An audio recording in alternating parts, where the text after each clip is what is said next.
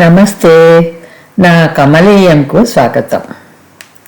అమ్మఒడిలోకి పాపాయిగా చేరి అందమైన బాల్యాన్ని ముద్దు మురిపాలతో ఆటపాటలతో మూట కట్టుకొని 18 సంవత్సరాల యువతిగా ఓ యువకుని అడుగులో అడిగేస్తూ మధురంగా ఇల్లాలిగా మారిన ఓ అమ్మాయి తన 18 సంవత్సరాల అనుభవాలను కమనీయంగా వినిపిస్తోంది. మరి విని మీ అభిప్రాయం చెప్తారని ఆశిస్తున్నారు. మరి విందాం పదండి. అన్నట్లు ఈ కథలు నా ఇంకో ఛానల్ ప్రభాత కమలంలో 2 సంవత్సరాల క్రితం చెప్పాను. ఇప్పుడు నా ఈ కమలీయంలో ఆ కథలన్నీ కలిపి ఒకే చోట నవలలా లేదా మ్యాగజిన్లా ఒకేసారి వీలు వెంబడి వినేందుకు వీలుగా ఉంటుందని ఇస్తున్నాను. నా ఈ ప్రయత్నం మిత్రులకు నచ్చుతుందని భావిస్తున్నాను. ఇక పదండి, ఆ అమ్మాయి చెప్పే అనుభవాలను విందాం. అందరికీ నమస్కారం. నా పేరు కమల. నా జీవితంలోని మధురఘట్టాలను కొన్నిటిని మీతో పంచుకుందామని ఇలా వచ్చాను.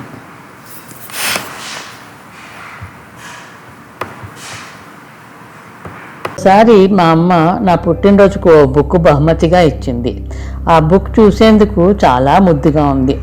నల్లటి కవర్ వేరే ఒక బుక్ కవర్లా లాగా లేకుండా చక్కగా నున్నగా మెరుస్తోంది. ఆ బుక్కును తిరగేశాను. మొదటి పేజీలో కమలకు ఆశీస్సులతో అమ్మ అని రాసి ఉంది. ఆ తర్వాత పేజీలలో ప్రతి పేజీ మీద డేట్, నెల వేసి ఉన్నాయి. అన్నట్టు పుస్తకం అట్ట మీద ఆ సంవత్సరం కూడా వేసి ఉంది. అట్లాంటి పుస్తకం నేను ఎప్పుడూ చూడలేదు. చాలా ఆసక్తిగా, అమ్మ ఇదేం పుస్తకం, దీంట్లో ఏమి రాయాలి అని అడిగాను. దీన్ని డైరీ అంటారు. నువ్వు రోజు స్కూల్ నుంచి రాగానే మీ స్కూల్లో ఏం జరిగిందో, మీ ఫ్రెండ్స్ ఏమన్నారో అవన్నీ నాకు చెప్తావు కదా, అది ఇందులో రాయి. అలా ఇందులో నీ జ్ఞాపకాలన్నీ భద్రంగా దాచుకుంటున్నావన్నమాట. నువ్వు పెద్దదానివయ్యి ఎప్పుడన్నా చదువుకున్నప్పుడు భలే తమాషాగా ఉంటుంది అని చెప్పింది. ఓ చల్లని సాయంకాలం బాల్కనీలో నీరెండలో కూర్చొని చిన్నప్పటి చేసిన అడ్వెంచర్లు, కోతి కొమ్మచ్చులు, దోబూచులు డైరీ చెప్తుంటే, వింటుంటే, మీకు వినిపిస్తుంటే ఆ మజాయే వేరబ్బా. వినండి నా కమలీయం, కాదు కమనీయంలోని ముచ్చట్లని. థ్యాంక్ యూ అమ్మా, I love you, I miss you.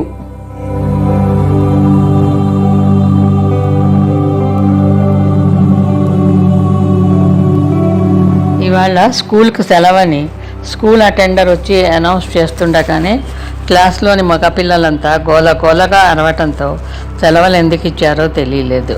పోనీలేవే, ఎందుకు ఇస్తే ఏమిటి, సెలవు వచ్చింది, హ్యాపీస్. ఇంటికెళ్ళి ఏం చేస్తారే అని అడిగింది శాంతి. నేనైతే డైరీ రాసుకుంటానబ్బా అన్నాను గొప్పగా. డైరీనా, అదేంటబ్బా అడిగింది రమ. అది చిన్న పుస్తకంలే, దాని అట్ట ఎంత బాగుంటుందో తెలుసా, బుజ్జిగా భలే ముద్దుగా ఉంటుంది. దానిలో ఒక్కో పేజీలో ఆ రోజు డేట్ వేసి ఉంటుంది.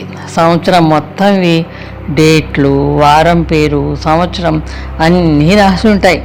అందులో మనం ఏ రోజు జరిగిన విషయాలు ఆ రోజు రాసుకోవచ్చు అన్నమాట. మన సీక్రెట్స్ కూడా రాసుకోవచ్చు. మొన్న నా బర్త్డేకి మా అమ్మ ఇచ్చింది అన్నాను ఊరిస్తున్నట్టుగా. మన సీక్రెట్స్ రాసుకుంటే ఎవరూ చదవరానే ఆసక్తిగా అడిగింది శాంతి. చదవరు, అయినా ఎవరికి కనిపించకుండా దాచుకోవాలనుకో. నేనైతే నా బట్టలు అడుగున దాచిపెట్టుకున్నాను అన్నాను. నువ్వు నీ సీక్రెట్స్ రాసుకుంటావా ఆరాగా అడిగింది రమ. రాసుకుంటున్నాను అన్నాను స్టైల్గా. ముగ్గురము మాట్లాడుకుంటూ స్కూల్ వ్యాన్ దగ్గరకు వచ్చేసరికి పిల్లలంతా వ్యాన్ బయట నిలబడి ఉన్నారు. డ్రైవర్ వీరాస్వామి వ్యాన్ ముందు క్యాబిన్ డోర్ కానుకొని ఎటో చూస్తూ బీడీ కాలుస్తున్నాడు. మమ్మల్ని చూడగానే శాంతి తమ్ముడు సురేష్, అక్క మనము ఇంటికి పోవటం లేదు, బొబ్బిలి యుద్ధం సినిమాకు పోతున్నాము అన్నాడు. సినిమాకా? మా అమ్మకు చెప్పకుండా ఎట్లా వెళ్తాము, నేను రాను అన్నాను. లేకపోతే మేము తిరిగి వచ్చేదాకా ఇక్కలే కూర్చో అన్నాడు రాజుగాడు పెడసరంగా. చుట్టూ చూశాను. అప్పటికే పిల్లలంతా చాలా వరకు వెళ్ళిపోయారు. అందరూ వెళ్ళిపోతే ఇంత పెద్ద స్కూల్లో ఎవరూ లేకుండా నేను ఒక్కదాన్ని కూర్చోవాలా? ఏయ్, నేనెందుకు కూర్చుంటాను? నేను కూర్చోను. ఇంటికి పోదాం పదండి అన్నాను గట్టిగా. అవును, మేము రాము, ఇంటికే పోదాం అంది శాంతి. వీరాస్వామి, వ్యాన్ స్టార్ట్ చేయి అంది రమ. మీరు ముందు తేల్చుకోండి, ఇంటికా సినిమాకా అన్నాడు వీరాస్వామి నిర్లక్ష్యంగా. రమ, నువ్వు రాకపోతే మొన్న మీ ఇంటి వెనుక చెట్టు కింద కూర్చొని రహస్యంగా నీ క్లాసు పుస్తకంలో డిటెక్టివ్ నవల పెట్టుకొని చదివావని మీ అమ్మకు చెప్తాను బెదిరించాడు సురేష్. నేనేమీ చదవలేదు, నువ్వెప్పుడు చూసావు? అబద్ధం చెప్తున్నావు ఏడుపు గొంతుతో అంది రమ. వలే సురేష్, నువ్వు ఉండలా, నేను చెప్తా దీని సంగతి వాళ్ళ అమ్మతో. నా మాట అయితే నమ్మి దీనికి వేపావాలి అబ్బాయితో పెళ్లి చేస్తుందిలే అన్నాడు రాజుగాడు. పిల్లలంతా గొల్లున నవ్వారు. మా అన్నయ్య కాలకూట పాన్ షాప్ నుంచి తెచ్చుకొని చదువుతుంటే అదేమిటో అని చూశాను, అంతేకాని నేనేమీ నా క్లాస్ పుస్తకంలో పెట్టుకొని చదవలేదు. రమ కళ్ళ నుంచి నీళ్లు బటబటా కారిపోతున్నాయి. ఏహే, కాలకూట కాదు, కలకత్తా. ముందా ఏడు పాపు, ఎప్పుడు నెత్తిన నీళ్ళ కుండ పెట్టుకొని కూర్చుంటావు. రాపలకని లావెదవా, ఏం చేస్తావురా నువ్వు? వీరాస్వామి దగ్గర బీడీ తీసుకొని మొన్న నువ్వే కాలుస్తూ ఉంటే చూశానని నేనే చెప్తాలే మీ నాన్నగారికి. అప్పుడు నీకే చింతావారి అమ్మాయితో పెళ్ళవుతుంది. చేస్తాడు. నువ్వు మొన్న మ్యాథ్స్ ఎగ్జామ్లో నా పేపర్ను చూసి కాపీ కొట్టావని మాస్టర్ గారితో చెప్తే ఎవరి పెళ్ళవుతుందో తెలుస్తుంది అన్నాడు రమా తమ్ముడు రమేష్. అమ్మో, ఎన్ని అబద్ధాలు! నేను నీ పేపర్లో కాపీ కొట్టడం ఏమిట్రా? నాకెప్పుడు 100 మార్క్స్ వస్తాయని నా పేపరే మాస్టారు అందరికీ చూపిస్తారు. వెధవా, నీకు 50 కదరా మార్క్స్ వచ్చింది. అవైనా నువ్వు నా పేపర్ చూసి కాపీ కొడితే వచ్చాయి అత్యవసర మార్కుల వెధవి. నీ పేపర్లు నేను కాపీ కొట్టడం ఏమిటా? నవ్వింది శాంతి.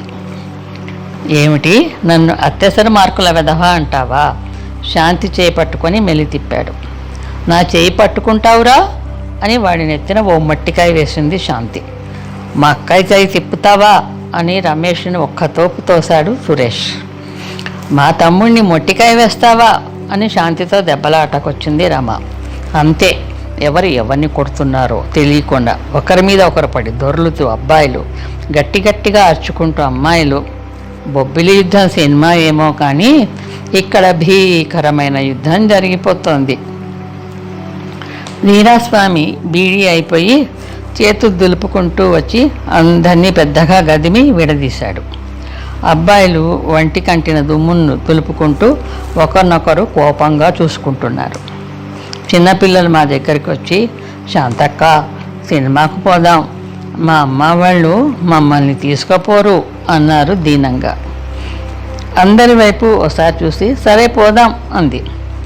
నా దగ్గర డబ్బులు లేవు అన్నాను. అయితే ఇంటికి నడిచిపో అన్నాడు రాజుగాడు. 10 మైళ్ళు కొండల్లో పడి నడుచుకుంటూ ఎట్లా పోతాను అన్నాను కోపంగా. అందరూ పోదామంటున్నారు కదే, పోదాం పదవే.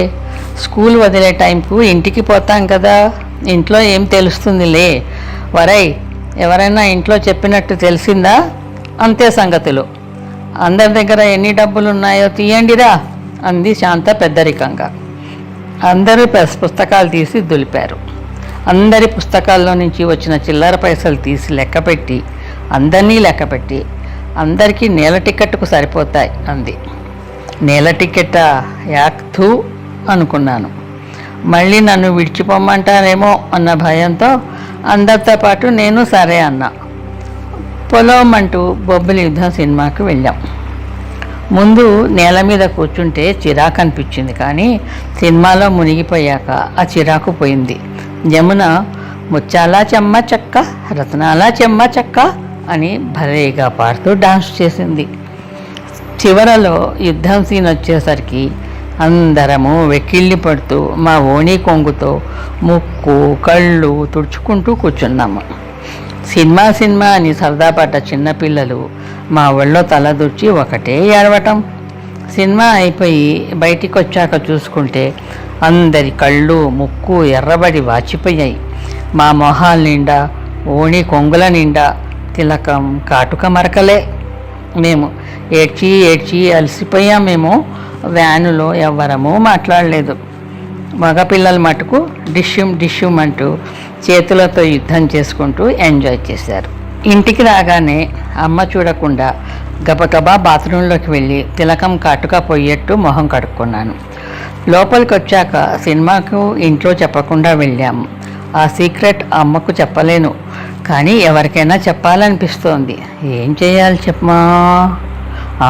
అలమారులో డైరీ ఉంది, ఇందులో రాసుకుందాం అని రాస్తుంటే, కమల ఎంతసేపు బట్టలు మార్చుకోవటం, రా హార్లిక్స్ చల్లారిపోతుంది అమ్మ పిలిచింది. వంటింట్లోకి వెళ్ళి నాన్నగారితో చెల్లెళ్లతో కబుర్లు చెప్పుకుంటూ హార్లిక్స్ తాగి బయటికి వచ్చి అమ్మేది అనుకుంటూ అటు ఇటు చూశాను.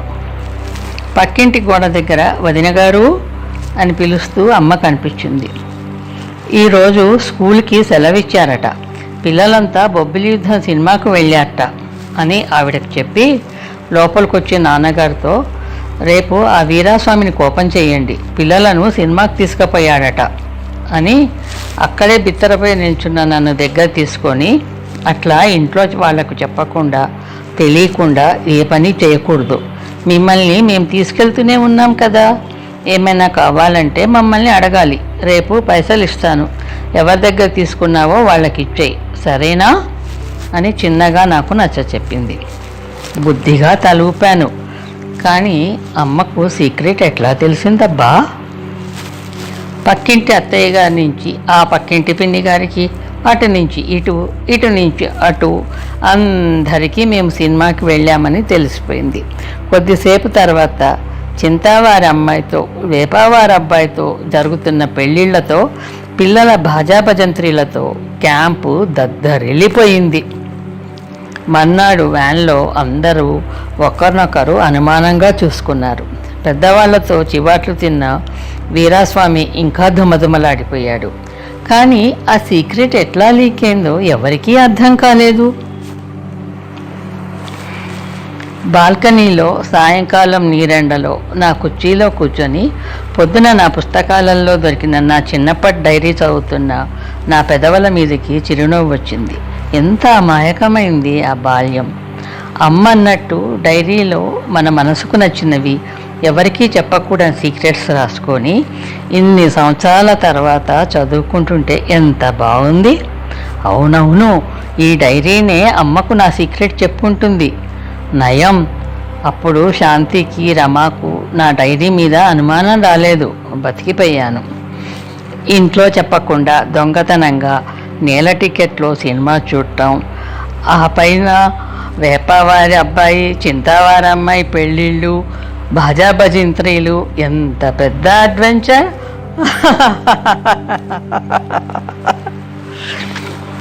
చిన్నప్పుడు జరిగిన చిన్న చిన్న సంఘటనలు చిన్న చిన్న కథలుగా రాసుకున్న ఆ చిన్ననాటి డైరీని ఆప్యాయంగా తడుముతూ నా బాల్య స్మృతుల పేజీలను తిప్పాను.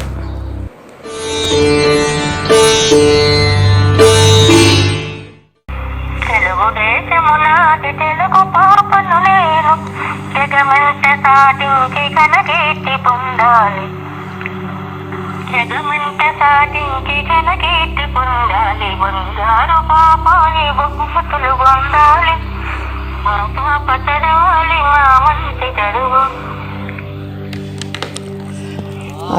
నన్ను కాళ్ళ మీద పడుకోబెట్టుకొని అత్తయ్య పాడుతున్న పాటలను అరమోర్పు కానులతో వింటున్నాను. వదిన, కాస్త ఆ ఆముదం సీసా ఇస్తావు, దీని గుండుకు రాస్తాను, అసలు జుట్టు లేదు.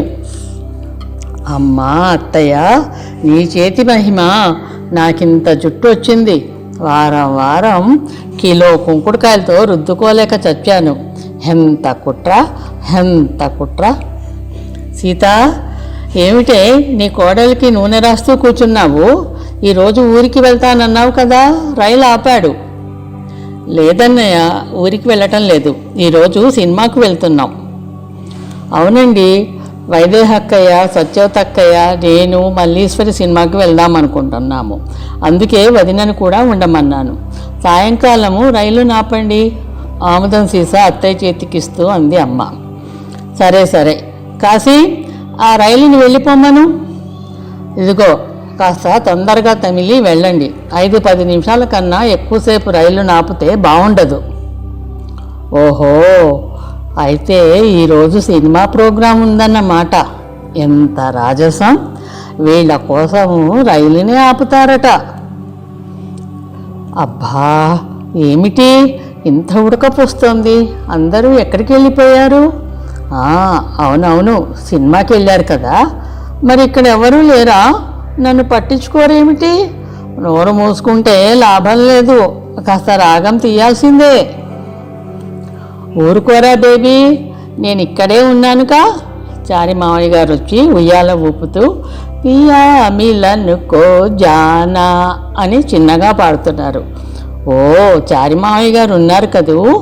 ఇంట్లో ఉన్నంతసేపు అమ్మ సినిమాకి వెళ్ళిన మామయ్య గారేగా నన్ను చూసుకునేది. ఓహో, బేబీ అని పేరు కూడా మీరే పెట్టారా? చారి మామయ్య గారు పంకజ్ మల్లిక్ సైగల్తో, అత్తయ్య రావు బాల సరస్వతి పాటలతో నన్ను పాటల పాపాయం చేసేశారు. కానియండి, అందరికీ గారాల బాలను కదా, మీ ఇష్టం. అవును మరి, మేనల్లుడు అనగా మా నాన్నగారు అన్నమాట. గుడ్డ సంచీలు తీసుకొని అదేనండి డేరాలు. అబ్బా, డేరా అన్నా అర్థం కాలేదా? అదే టెంటులు చంకన పెట్టుకొని 2 స్నేహితులు దయాశంకర్ చారిని వెంట పెట్టుకొని అడవులంట తిరుగుతున్నాడు. ఎక్కడ సన్యాసం పుచ్చుకుంటాడోనని భయపడి, మామయ్య, నేను ఊరికే నా స్నేహితులతో అడవులు పట్టుకొని తిరగటం లేదు, నా పనే సర్వే చేయటము. నా చిన్ననాటి నుంచి కలిసున్న చదువుకున్న ఆ ఇద్దరు ఇప్పుడు నా కొలీగ్స్. మేమేమీ సన్యాసం పుచ్చుకోవటం లేదు అన్నా వినకుండా మేనమామ తన 12 ఏళ్ల కూతుర్నిచ్చి పెళ్లి చేసి, ఇద్దరూ కలిసి తిరగండి పొండి అన్నారట. పనిలో పని మీ పెళ్ళి కూడా చేసేస్తే ఓ పని అయిపోతుంది అని హడావిడిగా చారి మామయ్య గారికి వైదేహత్తయ్యనిచ్చి, దయాశంకర్ మామయ్య గారికి సత్యవత అత్తయ్యనిచ్చి పెళ్లి చేసి పెద్దలందరూ అమ్మయ్య అని ఊపిరి పీల్చుకున్నారట. పెళ్ళాలను కూడా చంకన పెట్టుకొని అడవులంట ఏం తిరుగుతారులే అని ఆఫీస్ వాళ్ళు యలహంకలో రైల్వే స్టేషన్కు కూతవేటు దూరంలో ఉన్న బ్రిటిష్ వాళ్ళు కట్టుకొని వదిలేసి వెళ్ళిపోయిన పెద్ద పెద్ద బంగ్లాలో కాపురం పెట్టించారట. అమ్మయ్య, మీరందరూ సెటిల్ అయ్యారుగా అని కృష్ణమూర్తి గారికి సీతాదేవి గారికి నేను ఎంట్రీ ఇచ్చేశానన్నమాట. అలా 3 కుటుంబాల మధ్య ముద్దుల పాపాయిని నేను. అబ్బా, ఇంకెంతసేపు పడుకుంటాను అని కళ్ళు తెరవగానే చందమామయ్య చుక్కలతో కనిపించాడు. అమ్మ వాళ్ళు సినిమా కబుర్లు చెప్పుకుంటూ డాబా మీద వెన్నెలలో కూర్చొని డిన్నర్ చేస్తున్నారు. వీళ్లకు ఇంటర్వెల్లో మేనేజరు కాఫీ బిస్కెట్లు పంపాట. అసలు సినిమా కూడా వీళ్ళు వెళ్ళాకనే మొదలుపెట్టాడట. భానుమతి ఎంత చక్కగా ఉంది కదా అంటూ అమ్మ ఓ పాట పాడరా చారి మామయ్య గారిని అడిగింది. మామయ్య గారు మల్లీశ్వరిలో మబ్బుల పాట పాడాక శ్రోతల కోరికల మీద పియా మిలనుకో జానా పాడారు. నేను వినను, ఈ పాట మధ్యాహ్నం పాడారుగా, గొడవ చేశాను. అయ్యో బేబీ, ఏమైందిరా, చీమ కుట్టిందా? ఎవరది అన్నది కన్ను నులుపుకుంటూ చూశాను, తెలియలేదు. చాలాసేపటి నుంచి ఆడుకుంటోందిగా, నిద్ర వస్తోందేమో, కళ్ళు నులుపుకుంటోంది. అమ్మ వడిలోకి తీసుకుంది. సోజా రాజకుమారి చారి మామయ్య గారి పాట, చల్లని వెన్నెల, సన్నజాజుల సువాసనలు, అన్నిటినీ మించి మెత్తనైన అమ్మఒడి చాలదా? ఎంత హాయిగా ఉందో.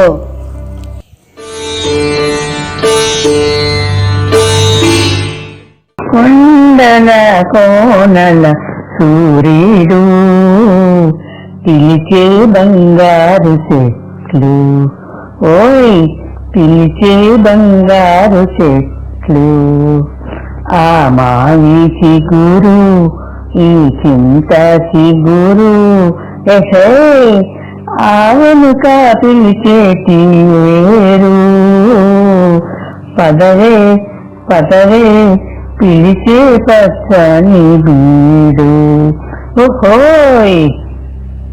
బేబమ్మా, చుక్కీ, బేబమ్మా, చుక్కీ. బిజిలీ పిలుపులు గట్టిగా వినిపిస్తుంటే చెట్టు వెనుక దాక్కున్న నేను ఒక్కసారిగా ఉలిక్కిపడి చుట్టూ చూశాను. చుట్టూ చీకట్లు, చుట్టూ పరిసరాలన్నీ మసకమసకగా కనిపిస్తున్నాయి. అప్పటిదాకా ఆటజాసలో చీకటిని గమనించిన నేను భయపడి బిజిలీ అని అరుస్తూ పరిగెత్తికెళ్ళి బిజిలీని వాటేసుకున్నాను. ఇంకో పక్క నుంచి చుక్కీ కూడా వచ్చి బిజిలీని వాటేసుకుంది. నన్ను దగ్గరికి తీసుకొని, ఇంత రాత్రయ్యేదాకా బేబమ్మను అడవిలో తిప్పుతున్నావా అని చుక్కీ చెవి పిండి నెత్తిన మొట్టింది బిజిలీ. చుక్కీ చెవి నిలుపుకుంటూ పెద్దగా ఏడ్చింది.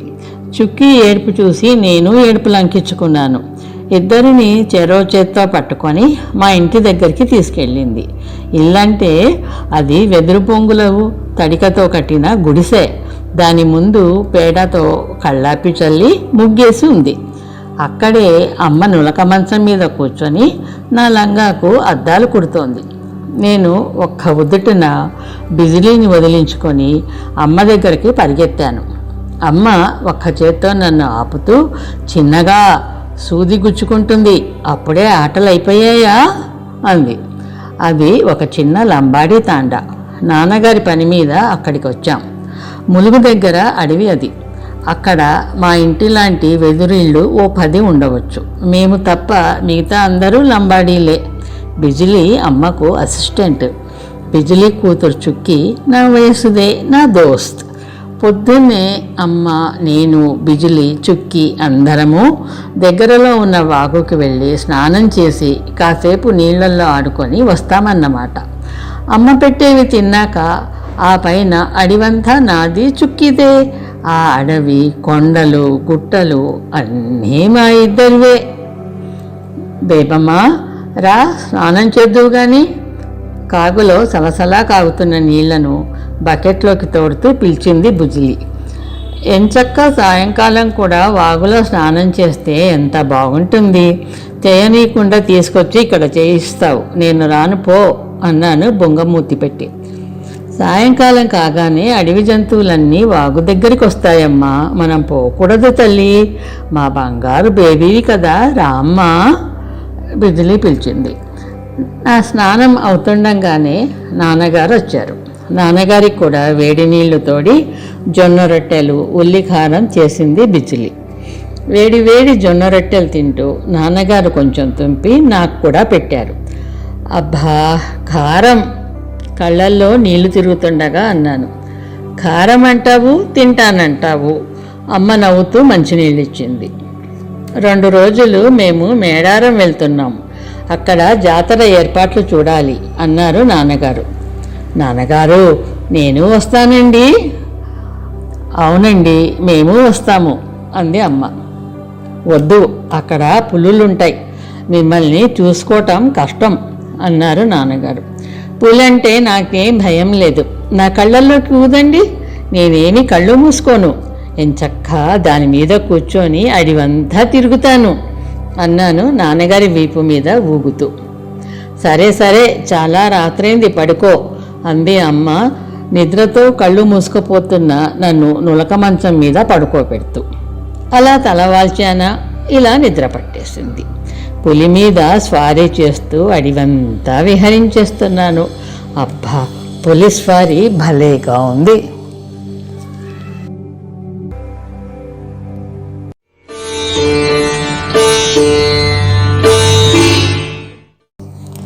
హే, పరుగులు తీయాలి, గిత్తలు ఉరకలు వెయ్యాలి. హే, పరుగులు తీయాలి, గిత్తలు ఉరకలు వెయ్యాలి. హే హే, బిరబిర జర జర పరుగున పరుగున ఊరు చేరాలి, మన ఊరు చేరాలి. హే, పరుగులు తీయాలి, గిత్తలు ఉరకలు వెయ్యాలి. పరుగులు తీయాలి, గిత్తలు ఉరకలు వెయ్యాలి. హే హే, బిరబిర జర జర పరుగున పరుగున ఊరు చేరాలి, మన ఊరు చేరాలి. హే,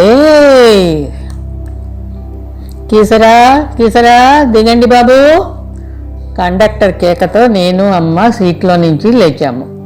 బస్సు ఆగాక అమ్మ చేయి పట్టుకొని చిన్నగా దిగుతుంటే పాలేరు ఎత్తుకొని దింపాడు. బస్ స్టాప్ మీద నుంచి మా సూట్ కేస్ హోల్డాలు దింపాక కండక్టర్ రైట్ రైట్ అంటూ బస్సు మీద కొట్టాడు. బస్సు దుమ్ము రేపుకుంటూ వెళ్ళింది.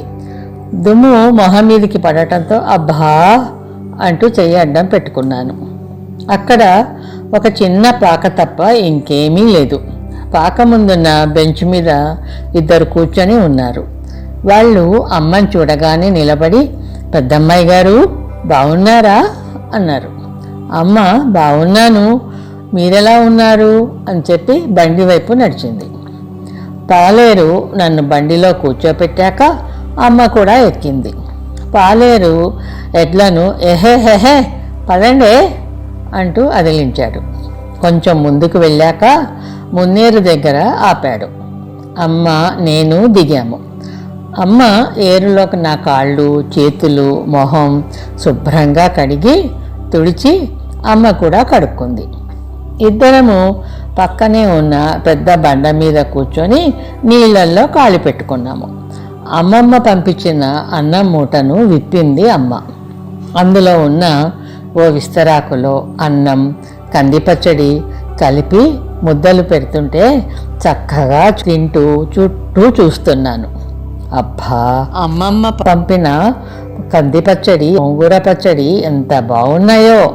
అమ్మ కూడా తిన్నాక మిగిలింది గిన్నెలో సర్ది మళ్ళీ మూట కట్టేసి బండిలో పెట్టాక ఇద్దరము బండి ఎక్కాము. గిత్తలు తొందరగా వెళ్ళి చేసేదేముంది అన్నట్టు తాపీగా బయలుదేరారు. నేను బండి చివర కూర్చొని బయటకు చూస్తున్నాను. చూసి కాసేపు అయ్యాక లోపలికి జరిగాను. మెత్తటి గడ్డి పరిచి దాని మీద దుప్పటి వేయటంతో బండి లోపల మెత్తగా హాయిగా ఉంది.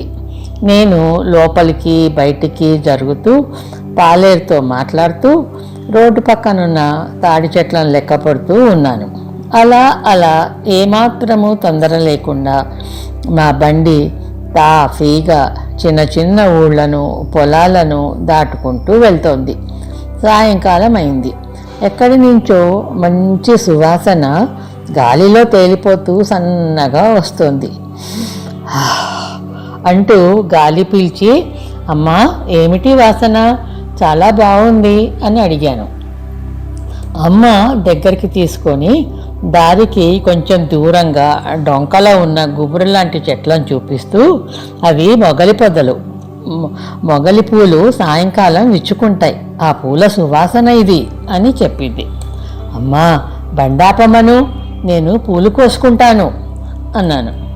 వద్దమ్మాయి గారు, వాటి దగ్గర పాములుంటాయి అన్నాడు పాలేరు.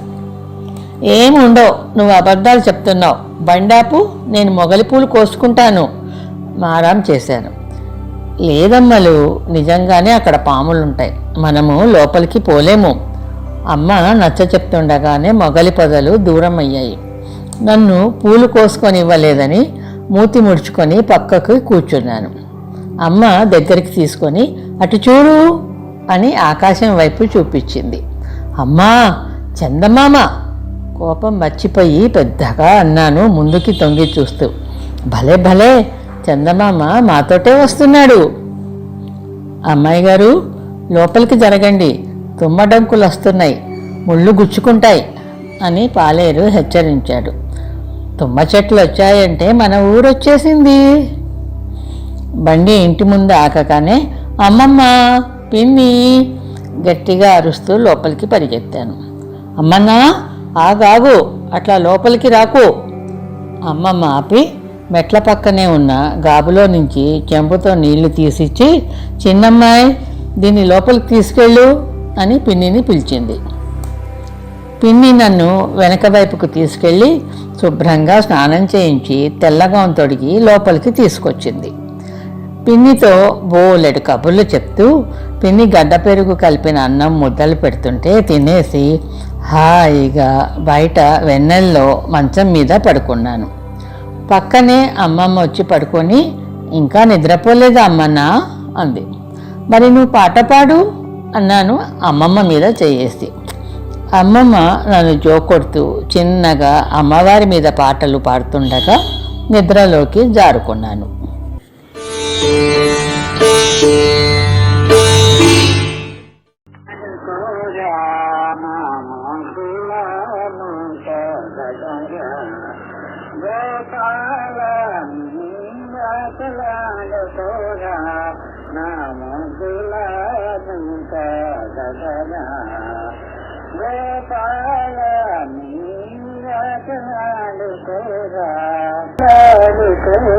అమ్మమ్మ పాట పాడుతూ గుంజకు పెద్ద తాడు కట్టి ఆ తాడి మధ్యలో పెద్ద పొడవాటి కవ్వం పెట్టి కింద కుండలో ఉన్న పెరుగును కొద్ది కొద్దిగా నీళ్లు చల్లుతూ చిలుకుతోంది.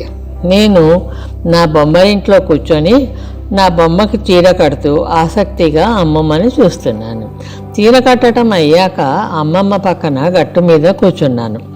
నాకు అమ్మమ్మ పాట చాలా ఇష్టం. అమ్మమ్మ పాట అయిపోయాక, అమ్మమ్మ నేను చిలుకుతాను అన్నాను. సరే కానీ కవ్వం చిన్నగా తిప్పు, లేకపోతే మజ్జిగ కింద పడిపోతుంది అంది కవ్వం ఇస్తూ. కవ్వం పట్టుకొని అటు ఇటు ఊగుతుంటే భలే తమాషాగా ఉంది. నా తిప్పుడు చూసి చల్లా చెయ్యి గొల్లా బామ అని పాడుతుంటే తర్వాతి చరణం పాడనీయకుండా కవ్వం వదిలి అమ్మమ్మ మూతికి చెయ్యి అడ్డం పెట్టాను. అరే నేనేమన్నానే? చల్లా చెయ్యి గొల్లా బామ నడుము తిప్పు వయ్యారి బామ అంటున్నాను, అంతేగా. నవ్వుతూ అని నా చేతిలో నుంచి కవ్వం కింద పడకుండా అందుకుంది. ఏం కాదులే, ఏదో పిచ్చి మాట అంటావు అంటూ పక్కన కూర్చున్నాను. అమ్మమ్మ కవ్వం తిప్పుతూ ఉంటే మజ్జిగ అటు ఇటు కదులుతూ ముద్దలు ముద్దలుగా తెల్లని వెన్న పైకి తేరుకొద్ది. వెన్న చేత్తో దగ్గరికి తీస్తూ చేపట్టు, కాస్త వేస్తాను అంది. ఊహు వద్దు, నాకు ఇష్టం లేదు అన్నాను. అప్పటికే వెన్నంతా తీసి పక్కనున్న గిన్నెలో వేసింది. కాస్త చేతిలోకి తీసుకొని, ఇదెక్కడి పిల్లమ్మ, వెన్నంటే ఇష్టం లేదంటుంది, పోనీ దగ్గరికి రా, కాస్త వంటికి రాస్తాను అంది. యాక్ నాకొద్దు అంటూ అమ్మన్నా అమ్మన్నా అని పిలుస్తున్నా వినిపించుకోకుండా బయటకు పరిగెత్తాను. బయట వరండాలో ఒక చిన్న రాత బల్ల ముందు తాతగారు కూర్చొని ఉన్నారు. తాతగారి ముందు మెట్ల మీద కొందరు కూర్చొని ఉన్నారు. కింద కొంతమంది నిలబడి ఉన్నారు. తాతగారు వాళ్ళతో మాట్లాడుతూ ఏదో రాస్తున్నారు. నేను గుమ్మం ఆనుకొని నిలబడి లోపలికి వెళ్తే అమ్మమ్మ పట్టుకొని వెన్న రాస్తుంది. ఇక్కడేమో తాతగారు పని చేసుకునేటప్పుడు బయటికి వెళ్ళొద్దని అమ్మ చెప్పింది. ఇప్పుడు ఎటు వెళ్ళాలి? అమ్మయ్య, ఒక్కొక్కరే వెళ్ళిపోతున్నారు. అందరూ వెళ్ళిపోయారు. తాతగారు పక్కనున్న రాగి చెంబులో నుంచి నీళ్లు తాగి లేచారు. ఇంతలో కుట్టు మిషన్ పట్టుకొని దర్జీ సాహెబు, కొన్ని బట్టల తానులు పట్టుకొని శెట్టిగారు అబ్బాయి వచ్చారు. వాళ్ళని చూసి తాతగారు, అమ్మని పిలు అన్నారు.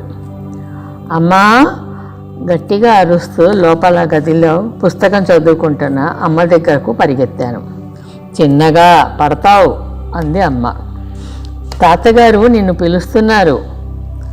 పుస్తకం పక్కన పెట్టి బయటకు వచ్చింది అమ్మ. పెద్దమ్మాయి, ఇదిగో ఇందులో ఏవి బాగున్నాయో చూడు అని తాతగారు బట్టల తానుల వైపు చూపించారు. అతను బట్టల తానులు చూపిస్తుంటే నేను పక్కన కూర్చొని, అమ్మా ఇది బాగుంది చూడు అన్నాను. అమ్మ సరే సరే అంటూ వేరేవి 2 తీసి కట్ చేయించింది. నాకైతే అన్నీ బాగున్నాయి, అమ్మకేమో 2 నచ్చాయి. మూతి ముడుచుకున్నాను.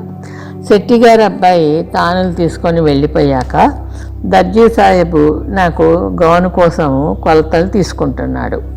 అమ్మ అవి ఎట్లా కుట్టాలో కాగితం మీద డిజైన్ వేసి చూపిస్తోంది.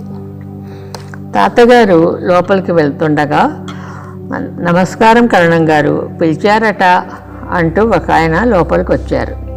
అవునండి మాస్టారు, మా పెద్దమ్మాయి వచ్చింది, ఇదిగో మా మనవరాలు, వాళ్ళు ఉన్నన్ని రోజులు బడికొస్తుంది అన్నారు మా తాతగారు. అలాగేనండి, ఈరోజు బడికి సెలవు, రేపటి నుంచి పంపండి అని చెప్పి మాస్టర్ గారు వెళ్ళిపోయారు. దర్జీ సాహిబు మిషన్ సర్దుకుంటుంటే కాసేపు చూసి నేను కొష్టంలో ఉన్న దూడ దగ్గరికి వెళ్ళాను. దూడ వాళ్ళమ్మను పాలేరు మేతకు తీసుకెళ్ళాడు. బుజ్జి దూడ కదా, పాపం పడుకొని అమ్మ కోసం చూస్తోంది. నన్ను చూడగానే కళ్ళు తెరిచి చూసింది నా వైపు. ఎంత ముద్దుగా ఉందో బుజ్జి దూడ. దానిని ఆడుకుంటూ ఉంటే అమ్మ తాతగారి పూజ అయిపోయింది, అన్నం తిందు గాని రా కమలా అని పిలిచే వరకు కూర్చున్నాను.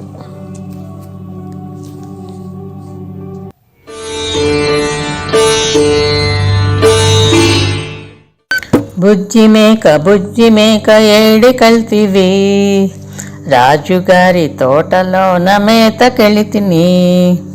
రాజుగారి తోటలోన ఏమి చూస్తివి, రాణిగారి పూల చెట్ల సొగసు చూస్తిని. పూల చెట్లు చూసి నీవు ఊరకుంటివా, ఊరుకోక పూల చెట్లు మేసి వస్తిని.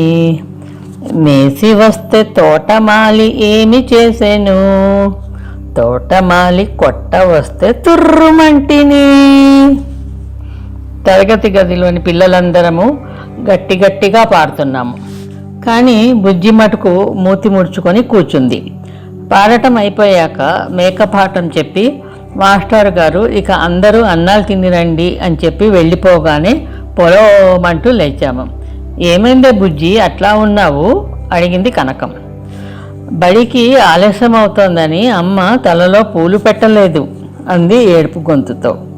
అవును కదా, దాని తలలో పూలు లేవు.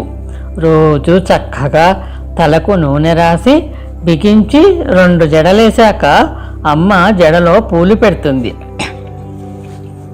ముగ్గురికి పూలంటే తెగపిచ్చి రోజు తప్పకుండా బంతో, మందారమో, నందివర్ధనమో ఏదో ఒక పువ్వు నేను పట్నం పిల్లని కాబట్టి షోక్గా ఒక జడలో పక్కగా పెట్టుకుంటే వాళ్ళేమో 2 జడల నిండా పెట్టుకునేవాళ్ళు. ఈరోజు నేను కనకం పెట్టుకున్నాం కానీ పాపం బుజ్జి జడలో లేవు. ఎంత కష్టం కదా. ఏడవకే బుజ్జి అని దాన్ని ఊరుకోపెడుతూ వీధిలోకి వచ్చాం. వీధిలో దాదాపు అందరింటి కాంపౌండ్ గోడలకు బఠానీ పూల తీగలు అల్లుకొని ఉన్నాయి.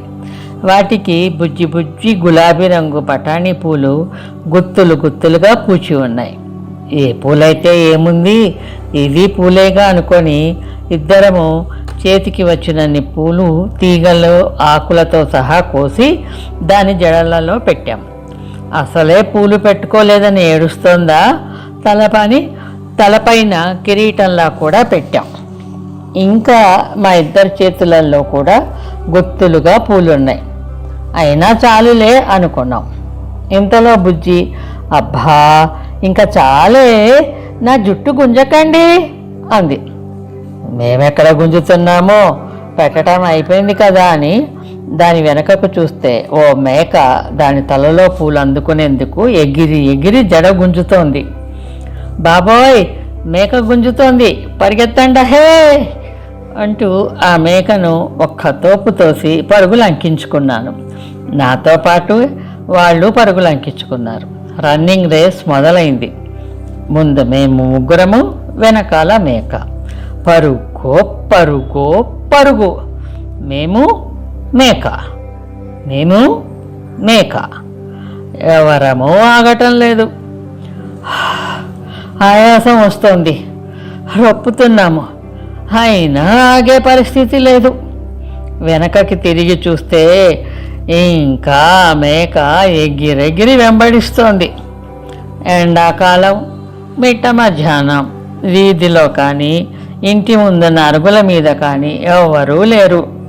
స్కూలుకి దూరంగా వచ్చాము.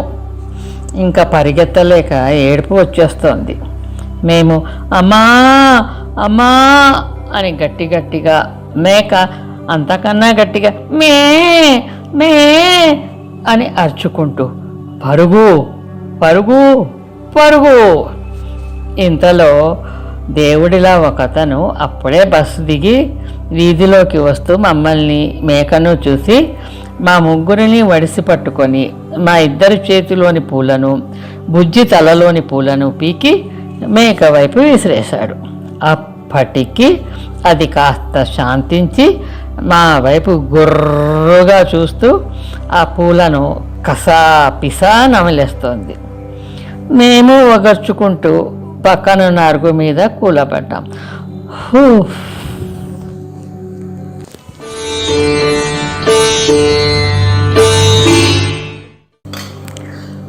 రారమ్మ రారమ్మ బొమ్మల పెళ్ళి నేడమ్మ, రంగైన అల్లుడి గారి ఊరేగింపు చూడమ్మా.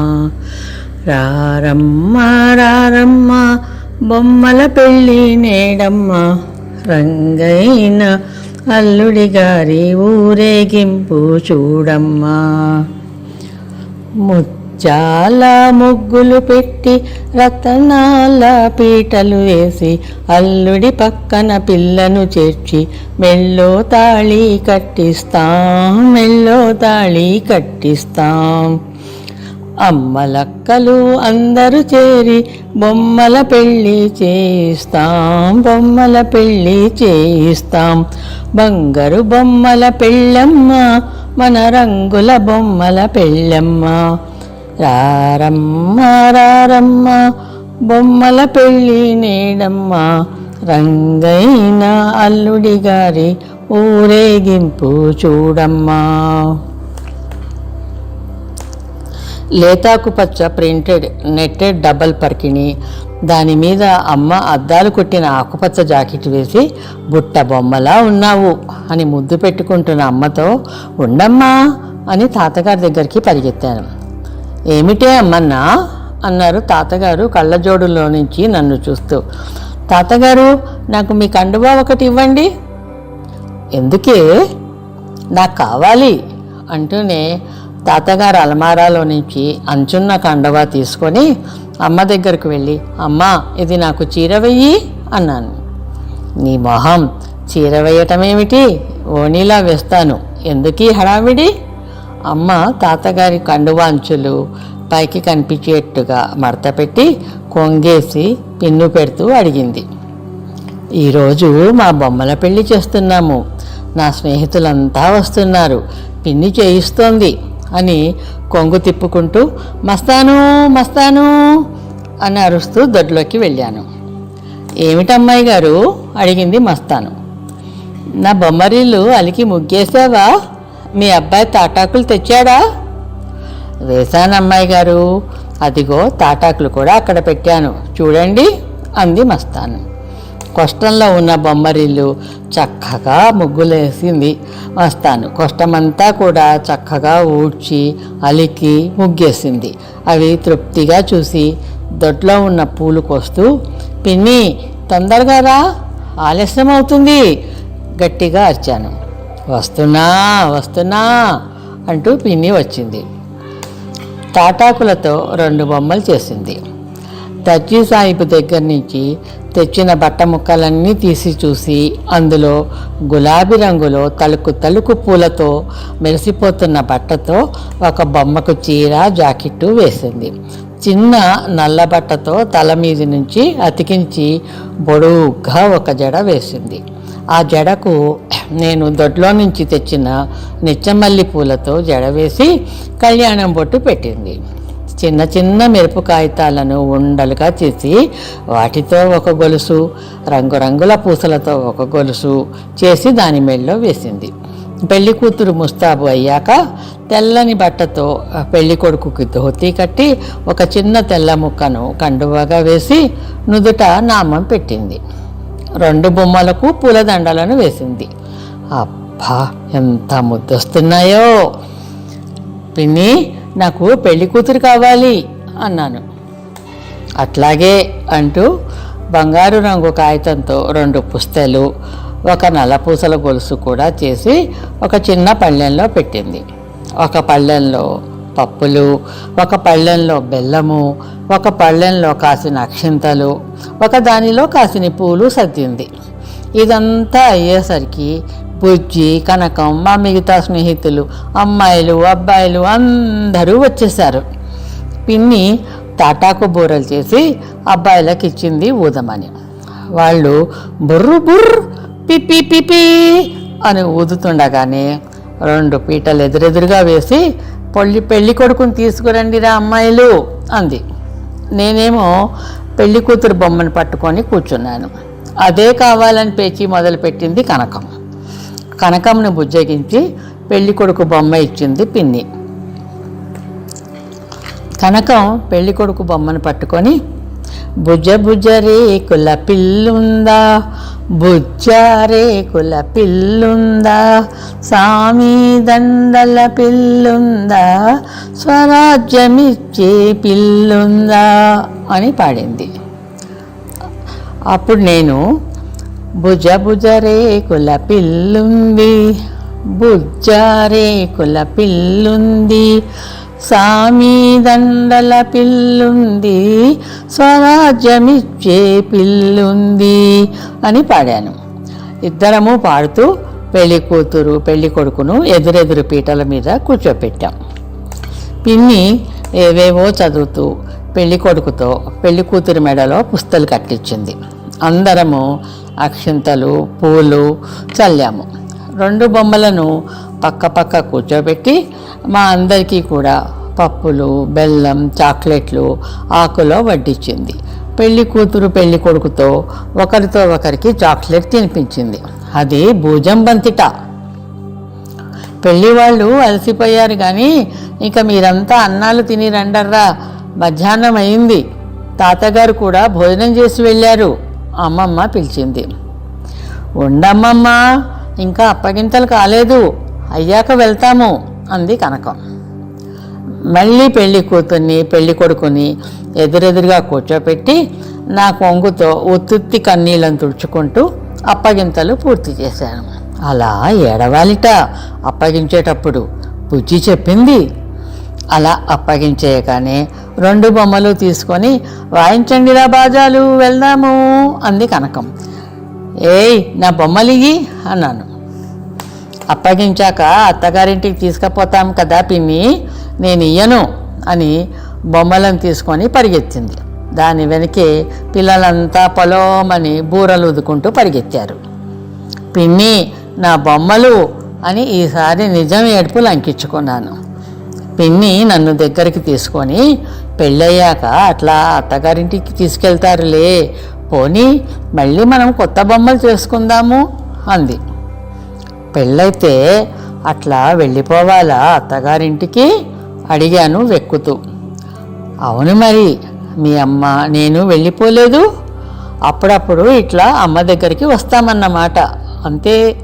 నీకు అప్పుడు చెప్పాను ఒక కథ, దాని మొగుడు దాన్ని తీసుకెళ్ళాడు అని, గుర్తుందా అని నవ్వింది. కళ్ళు తుడుచుకుంటూ నేను నవ్వుతూ మళ్ళీ ఆ కథ చెప్పు పిన్ని అన్నాను. రాత్రికి చెప్పుకుందాంలే, ఇప్పుడు అన్నం తిందాం పదా అని లోపలికి తీసుకెళ్ళింది.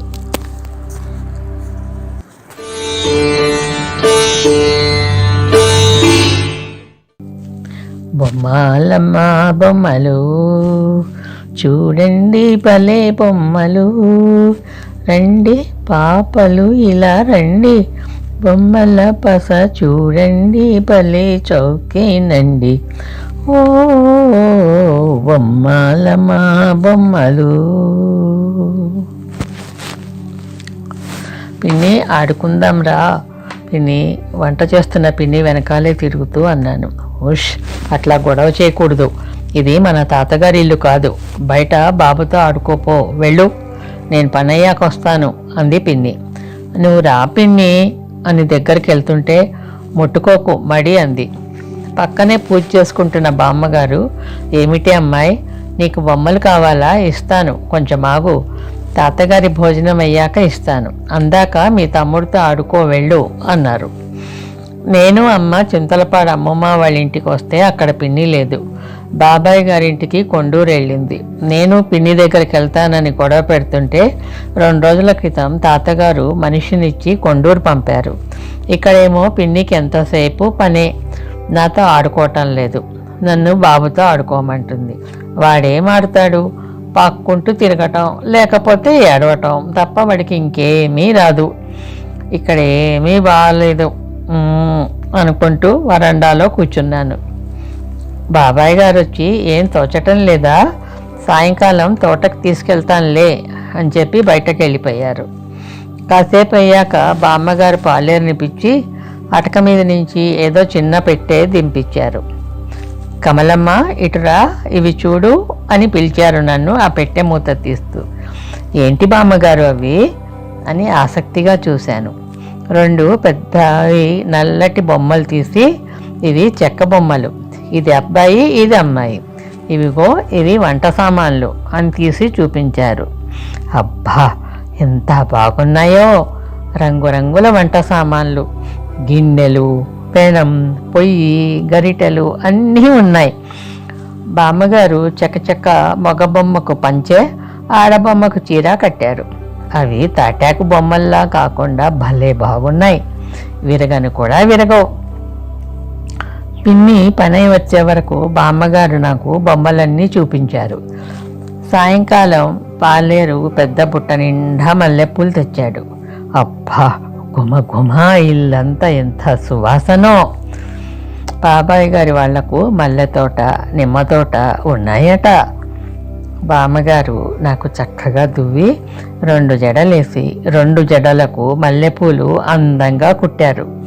నేను జడలు అటూ ఇటూ తిప్పుతూ పూలు సువాసన చూస్తూ, బామ్మగారు మేడ మీద సన్నజాజి పూలు కూడా ఉన్నాయి, కోసుకురానా అని అడిగాను. అవి ఎక్కడ పెట్టుకుంటావే అని నవ్వారు బామ్మగారు. అవును కదా, ఆ పూలు ఎక్కడ పెట్టుకోవాలి అని కాస్త దిగులేసింది. 2 రోజులు అయ్యేసరికి అమ్మ గుర్తొచ్చి, పిన్ని ఇక చింతలపాడు వెళ్దాం పదా అని గొడవ మొదలుపెట్టాను. పిన్ని కూడా అమ్మను చూడాలనుకొని బాబాయ్ గారికి చెప్తే సరే వెళ్ళమన్నారు. బామ్మగారు నాకు ఆ బొమ్మలే పెట్టి ఇచ్చి, నువ్వు తీసుకెళ్ళు, నీకు చాలా నచ్చాయి కదా అన్నారు. అచ్చంగా నాకు ఇచ్చేస్తున్నారా బామ్మగారు? నిజంగా నేను తీసుకెళ్ళనా? బొమ్మల పెట్టెను గట్టిగా పట్టుకొని అడిగాను. అచ్చంగా నీకే, నువ్వు చక్కగా ఆడుకో, బంగారు తల్లివి నువ్వు అన్నారు బామ్మగారు.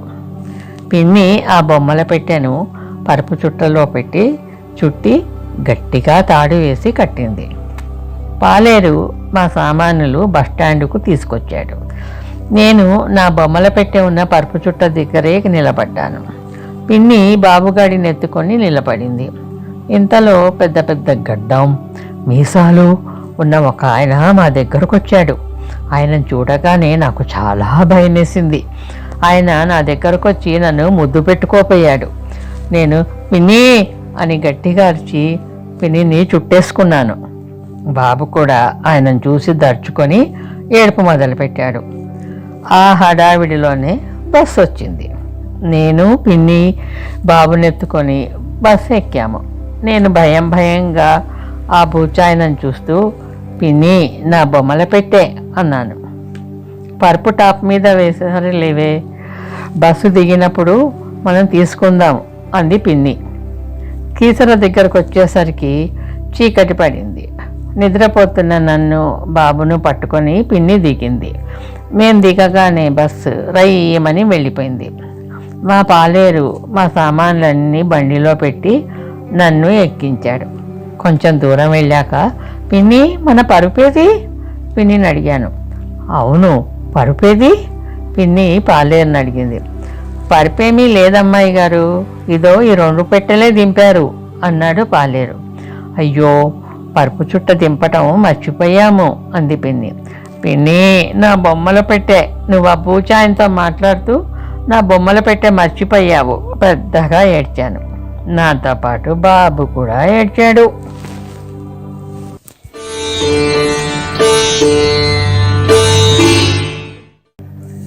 చాయ్ చాయ్ మలాయ్ చాయ్, చాయ్ చాయ్ మలాయ్ చాయ్, హైదరాబాదీ చాయ్ బహు పసందైన చాయ్, తాగండి బాబు తాగండి, వాహ్ వాహ్ చాయ్ బాబు చాయ్, చాయ్ చాయ్ మలాయ్ చాయ్. అక్కడ ఏం పెట్టినా వద్దు అని అనాలి, తెలిసిందా? అత్తయ్య నాకు పార్వతికి చెప్పింది. ఇద్దరము బుద్ధిగా తలూపాము. అమ్మ, అత్తయ్య, నేను, పార్వతి మామయ్య దోస్తి ఇంటికి వెళ్ళాం. వదిన, ఈ అడవి ఎంత బాగుంది కదా, ఎప్పటికీ ఇక్కడే ఉండిపోవాలనిపిస్తోంది అంది అమ్మ. మా అన్నయ్య మీ అన్నయ్య మన పెళ్ళైనప్పటి నుంచి మనల్ని అడవుల్లోనే తిప్పుతున్నారుగా, సీతమ్మ అని మన పేర్లు నిలుపుకుంటున్నాం అంది అత్తయ్య నవ్వుతూ. అవును, ఓ పెట్టెలో 4 గిన్నెలు వంట సామాన్లు వేసుకొని ఈ తాండాలెంట తిరగటం బాగుంది. కానీ పిల్లలు పెద్దవాళ్ళు అవుతున్నారు, ఇక వాళ్ళ బడి చదువు సంగతి కూడా చూడాలి అంది అమ్మ. ఆ కబుర్లు పట్టించుకోకుండా నేను పార్వతి డాన్స్ చేసుకుంటూ పాటలు పాడుకుంటూ పరిగెడుతూ మధ్య మధ్య అమ్మ వాళ్ళ కోసం ఆగుతూ అలా ఆడుతూ అత్తయ్య గారింటికి వచ్చాం. అత్తయ్య గారు మమ్మల్ని చూడగానే రండి రండి అని లోపలికి పిలిచారు. అమ్మ అత్తయ్య గారు కబుర్లు చెప్పుకుంటున్నారు. అబ్బా, ఇంకా ఎంతసేపు కూర్చోవాలి బాబు ఇట్లా అని నేను పార్వతి ఒకరినొకరం చూసుకుంటున్నాం. మాకు జైల్లో ఉన్నట్టు ఉంటుంది. అవును మరి, అడివంతా పక్షుల్లా తిరిగేవాళ్ళం కదా. అప్పటికే అమ్మ చెప్పింది, మీరు ఇంట్లోనే ఆడుకోండి, మేము కాసేపు వెళ్ళి వస్తాము అని. వింటేనా, మేము వస్తామని వచ్చాం, కానీ కూర్చోలేక కుర్చీలో ఒకటే మెసులుతున్నాం. కాసేపు కబుర్లు చెప్పుకున్నాక అత్తయ్య గారు ఒక ప్లేట్లో కాసిని బిస్కెట్లు 2 కప్పులలో ఏదో ద్రవ పదార్థం తీసుకొని వచ్చారు. అమ్మ అత్తయ్య రోజు కాఫీ తాగటం చూసాం, కానీ ఇదేమిటో మాకు తెలీదు. బిస్కెట్లు కూడా మా ఇంట్లో ఉండే బిస్కెట్లలా లేవు, గుండ్రంగా పెద్దగా ఉన్నాయి, నోరూరిస్తున్నాయి. నేను పార్వతి వైపు చూశాను, తనది నా పరిస్థితే. ఇద్దరము అవి చూస్తున్నాము, అమ్మలను చూస్తున్నాము. అత్తయ్య గారు, పిల్లలు ఛాయ్ తాగుతారా అని అడిగారు. ఓహో, దానిని ఛాయ్ అంటారన్నమాట. అమ్మ కప్ చేతిలోకి తీసుకొని, లేదండి, వాళ్ళకి అలవాటు లేదు అంది. కానీ ఇక ఆరాటం ఆపుకోలేక, లేదు తాగుతాం అన్నాం ఇద్దరము అమ్మల వైపు చూడకుండా జాగ్రత్త పడుతూ ఒకేసారి. ఓ, అయితే మీకు మలాయ్ చాయ్ తెస్తాను అని అత్తయ్య గారు 2 చిన్న చిన్న గ్లాసులలో తెచ్చారు. కప్పులలో ఇవ్వలేదు అని అసంతృప్తిగా ఉన్నా అవి తీసుకున్నాం. కానీ చూడగానే ఆ ఛాయ్ మీద మీగడ తరకలు తేలుతూ తెల్లగా మెరిసిపోతున్నాయి. అబ్బా, మనకు అసలే పాలు మీగడ వెన్న లాంటి పదార్థాలు పడవు. పైగా మీగడంటే డోకు యాక్ అంటే మొహమంతా వికారంగా పెట్టుకొని పక్కన పెట్టేసి బిస్కెట్ తీసుకుంటూ పార్వతి వైపు చూశాను. తను డిటో. భలే రుచిగా ఉన్నాయి బిస్కెట్లు. ఇంకేముంది, ఇద్దరము 2 బిస్కెట్లు లాగించేశాం. ఆ తర్వాత ఇంటికి వెళ్ళాక మా ఇద్దరి పరిస్థితి ఏమిటి అని అడగకూడదు, అడిగినా మేము చెప్పం.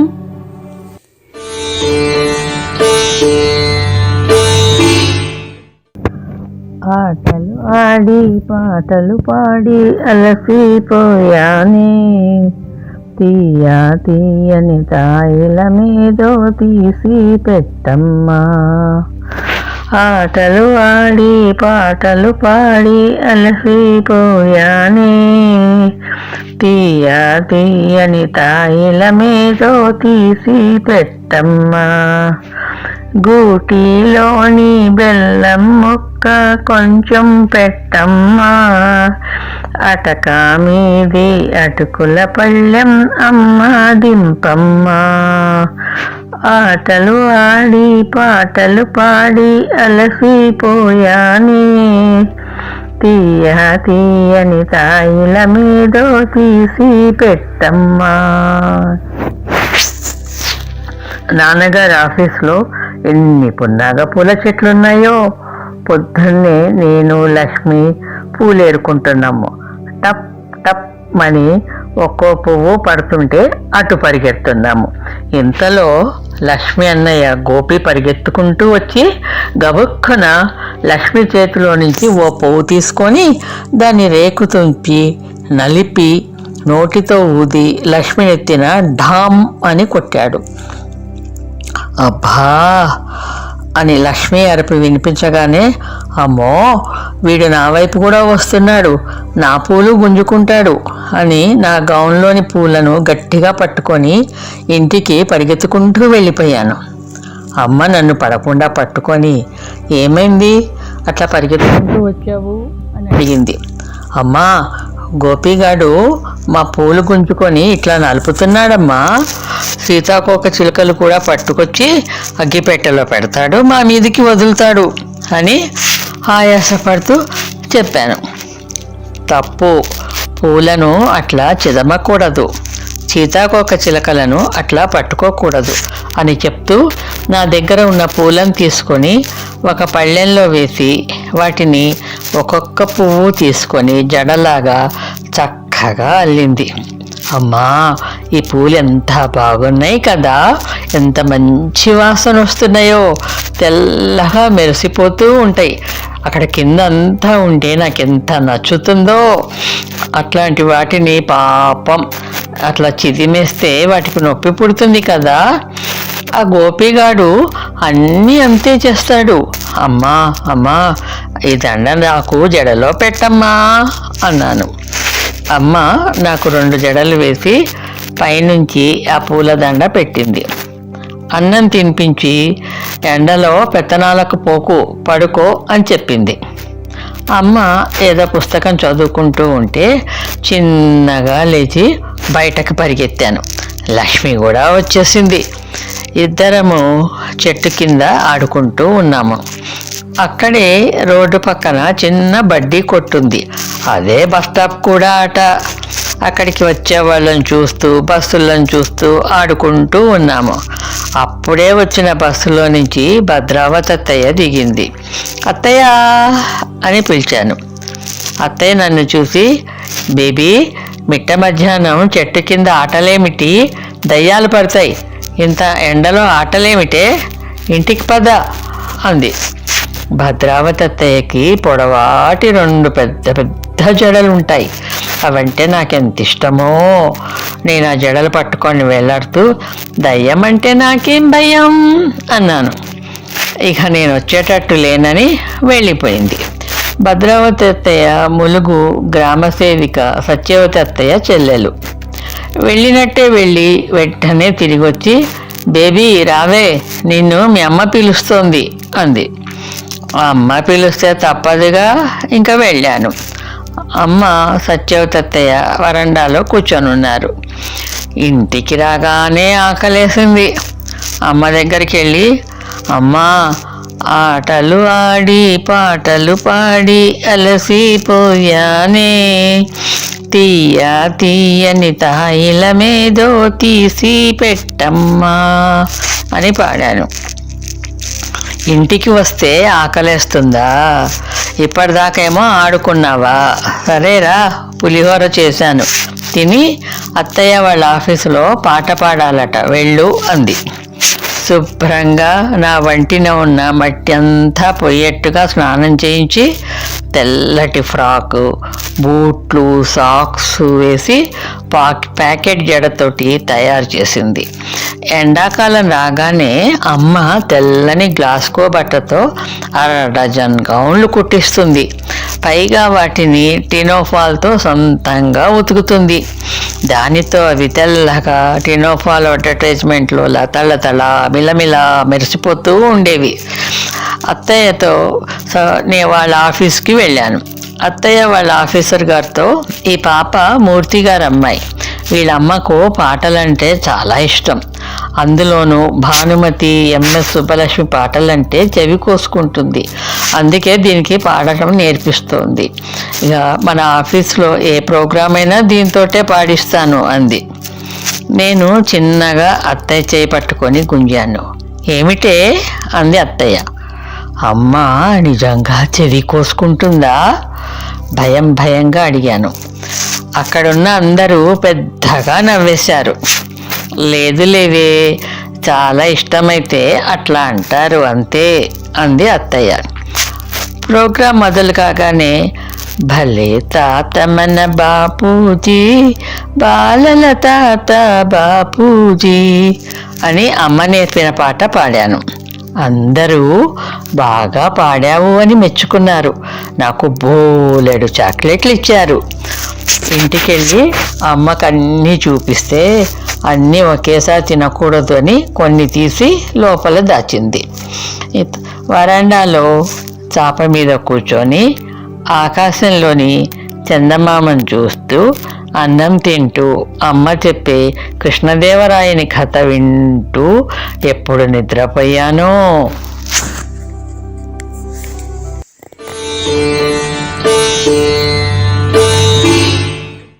కోతి బావకు పెళ్ళంట, కోవెల తోట విడిదంట, కోవెల తోట విడిదంట.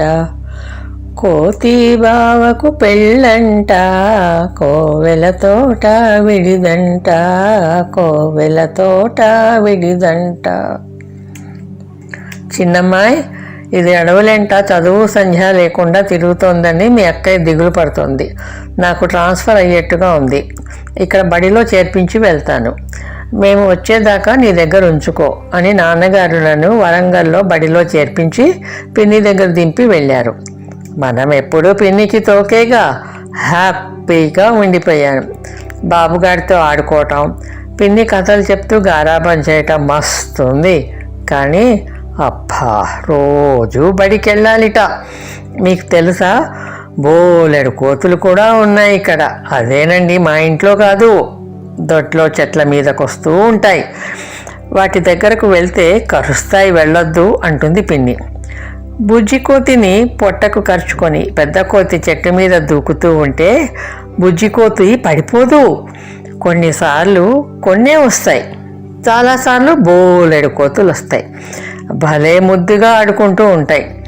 కానీ పిన్ని పోవద్దంది కదా, అందుకని నేను బాబుగాడు కిటికీలోంచి చూస్తూ ఉంటామన్నమాట. బాబుగాడు ఒక్కోసారి వాటిని చూసి గట్టిగా అరుస్తుంటాడా. అప్పుడు ఓ కోతి కిటికీ దగ్గరకు వచ్చి కీ కీ అని భయపడుతుంది. పిన్ని వచ్చి మా ఇద్దరిని కోపం చేసి వెనక్కి తీసుకెళ్తుంది. అసలు ఆ బ్రాహ్మణ వాడి నిండా కోతులేనట. బడికి వెళ్ళేటప్పుడు కూడా వాటిని చూస్తూ దూరం దూరంగా జరిగి వెళ్తాను. ఓ రోజు ఏమైందంటే, నా దోస్తు నేను అన్నం తినటానికి వెళ్ళాలని మర్చిపోయి లంచ్ బ్రేక్లో చెట్టు కింద ఆడుకుంటూ కూర్చున్నాము. కాసేపు అయ్యాక ఆకలేసింది. అప్పుడే ఆయమ్మ వచ్చి, ఏంది పిల్లగాళ్ళు ఇంకా ఆడుతుండ్రు ఇక్కడ, అన్నం తినరండి అంది. అమ్మో, నిజమే కదా, ఆకలి కూడా వేస్తోంది కదా అని పరిగెట్టుకుంటూ ఇంటికి వచ్చాను. ముందు తలుపు వేసింది. పిన్ని పిన్ని అని పిలిచాను. పిన్ని పలకలేదు. లోపలుందేమోనని సందు నుంచి వెళ్దాము అని సందులోకి వచ్చానా, అక్కడ దారికి అడ్డంగా ఓ బుజ్జి కోతి కూర్చొని ఉంది. ఎట్లా వెళ్ళాలి లోపలికి?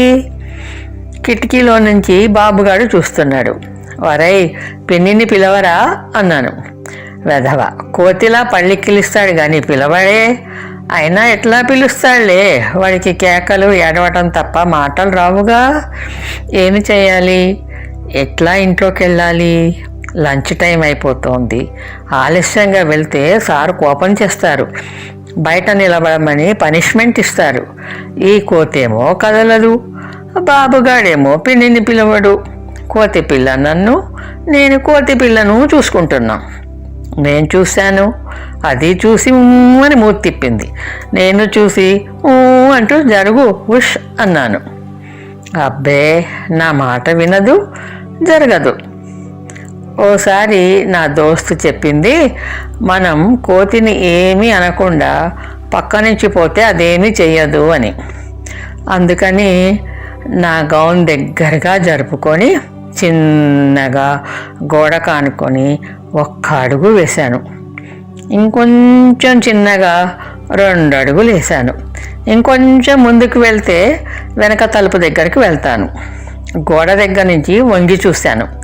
ఒక పెద్ద కోతి చెట్టు మీద కూర్చొని ఏదో తింటుంది.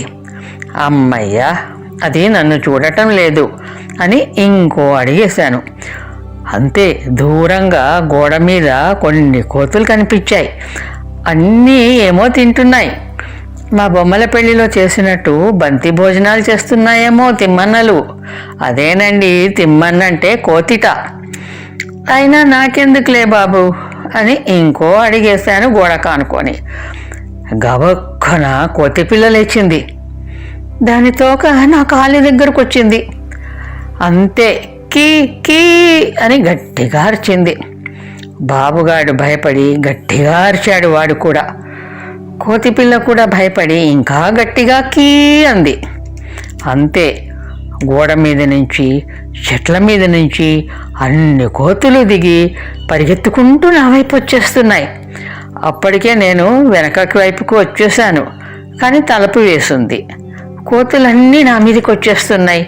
పినీ పినీ అని అరుస్తూ భయంతో దొడ్లో లోపలికి పరిగెత్తాను.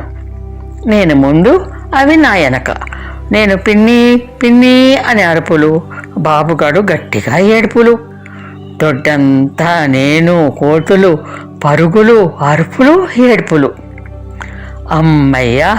పిన్ని పొయ్యిలోని పెద్ద కర్రకు నిప్పంటించి మండుతున్న కర్రను తీసుకొని వచ్చి కోతుల వెనుక పరిగెత్తింది. నేను, పిన్ని, కోతులు దొడ్డంతా ఓ రౌండ్ పరిగెత్తాక కోతులు పిన్ని చేతిలోని కర్రను గుర్రున చూస్తూ చెట్లెక్కి గోడలు దూకి పారిపోయాయి. పిన్ని చేతుల్లోని కర్రను ఆర్పి పక్కన పడేసి భయంతో ఏడుస్తున్న నన్ను దగ్గర తీసుకొని మొహంకాలు చేతులు కడిగి, ఇప్పటిదాకా నీకోసం చూస్తూ ఇక్కడే ఉన్నాను, ఇప్పుడే లోపలికి వెళ్ళాను, ఇంత ఆలస్యమైంది ఎందుకు అంటూ లోపలికి తీసుకెళ్ళింది.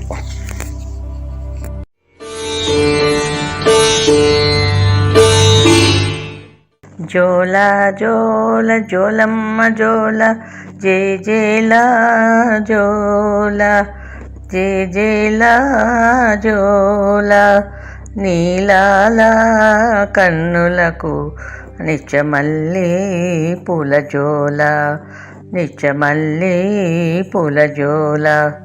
జోల జోల జోలమ్మ జోల, జే జేలా జోల, జే జేలా జోల, నీలాల కన్నులకు నిత్యమల్లి పూల జోల, నిత్యమల్లి పూల జోల. నాన్నగారికి రేగులగూడెం నుంచి మానుకోటకు ట్రాన్స్ఫర్ అయితే మేము ఆ రోజే మానుకోటకు వచ్చాము. నాన్నగారికి క్వార్టర్ దొరికేదాకా ఉండటానికి నాన్నగారు అత్తయ్య గారి ఇంట్లో ఒక పోర్షన్ అద్దెకి తీసుకున్నారు నాన్నగారు. వాళ్ళ ఇంట్లో ఎంతమంది ఉన్నారో, ఓ చిన్న బాబు కూడా ఉన్నాడు. వాడిని చూసి, అమ్మా ఈ బుజ్జిగాడు ఎంత ముద్దుగా ఉన్నాడో కదా, తెల్లగా జామ్ పండులా ఉన్నాడు, వీడి పేరేంటమ్మా చిన్నగా రహస్యంగా అమ్మని అడిగాను. ప్రేమ, వీడి పేరట ఏమిటమ్మా ఆ బాబుని ఎత్తుకుంటూ అడిగింది అమ్మ. శ్రవణ్ వదిన అంది ప్రేమత్తయ్య. నాకివ్వు, నేను ఎత్తుకుంటానమ్మా అమ్మ చేతిని గుంజుతూ అడిగాను. వద్దు, పడేస్తావు అంది అమ్మ. కింద కూర్చోబెట్టు సీతమ్మ, అది ఆడుకుంటుంది అన్నారు అమ్మమ్మ గారు. అమ్మ వాడిని కింద కూర్చోపెట్టగానే నా వైపు చూసి నవ్వుతూ పాక్కుంటూ వెళ్ళిపోయాడు. వాడి వెనక నేను పాకుతూ వెళ్ళాను. రోజు వాడితో పాటు పాకుతూ ఆడుకుంటుంటే అందరూ నవ్వుతారెందుకో. ఓ రోజు ప్రేమత్తయ్య శ్రవణ్ణి తీసుకొని ఊరికి వెళ్తోంది. అమ్మా, శ్రవణ్ణి తీసుకుపోవద్దను, మన దగ్గరే ఉంచుకుందాం అని అమ్మతో అన్నాను. వాడు వాళ్ళ అమ్మను వదిలి ఎట్లా ఉంటాడు? నువ్వు ఉంటావా మీ అమ్మను వదిలి? మరి వాడు చిన్నవాడు కదా. వాడు అంతే అంది అమ్మ. పోనీ వదిన, మీరు రండి పూసపల్లికి, దీనికి ఇంకా బడి తెరవలేదు కదా అంది ప్రేమత్తయ్య. అవును సీతమ్మ, వెళ్ళిరండి, ఇప్పుడు మామిడి పండ్లు కూడా బాగా వస్తున్నాయి, పూసపల్లి చూసి మామిడి పండ్లు తెచ్చుకోండి అన్నారు అమ్మమ్మగారు. ఎట్లా వెళ్తాము, బస్సులోనా అమ్మని అడిగాను. కాదు, బండిలో వెళ్తాము అంది అత్తయ్య. చింతలపాడు దగ్గర కీసర నుంచి వెళ్తామా గంతులేస్తూ అడిగాను. పిచ్చి మహమ్మ, బండి అంటే చింతలపాడేనా? అమ్మమ్మ గారు నవ్వుతూ నా నెత్తిన తట్టారు. "ఊ" అనుకుంటూ బండెక్కాను. శ్రవణ్ను నా ఒళ్ళోనే పడుకోబెట్టుకున్నాను. కొంచెం సేపు అయ్యాక చూస్తే నేను అమ్మ ఒళ్ళో, వాడు వాళ్ళ అమ్మ ఒళ్ళో నిద్రపోతున్నాం. చిన్నగా సాయంకాలానికి పూసపల్లికి వెళ్ళాం. చాలా నిద్ర వస్తోందమ్మా అని గునిశాను. అమ్మ కాళ్ళు చేతులు కడిగి అన్నం తినిపించి మంచం మీద పడుకోబెట్టింది. అబ్బా, ఏమిటి ఎండ! కళ్ళు తెరుస్తూ మూస్తూ లేచి అమ్మా అన్నాను. అమ్మ పలకలేదు. ఎక్కడున్నాము అనుకుంటూ మంచం దిగపోతే కాళ్ళందలేదు. మంచం ఎంత ఎత్తుకుందో! ఈ మంచం ఏమిటి ఇంత ఎత్తుగా ఉంది? ఎట్లా దిగాలి?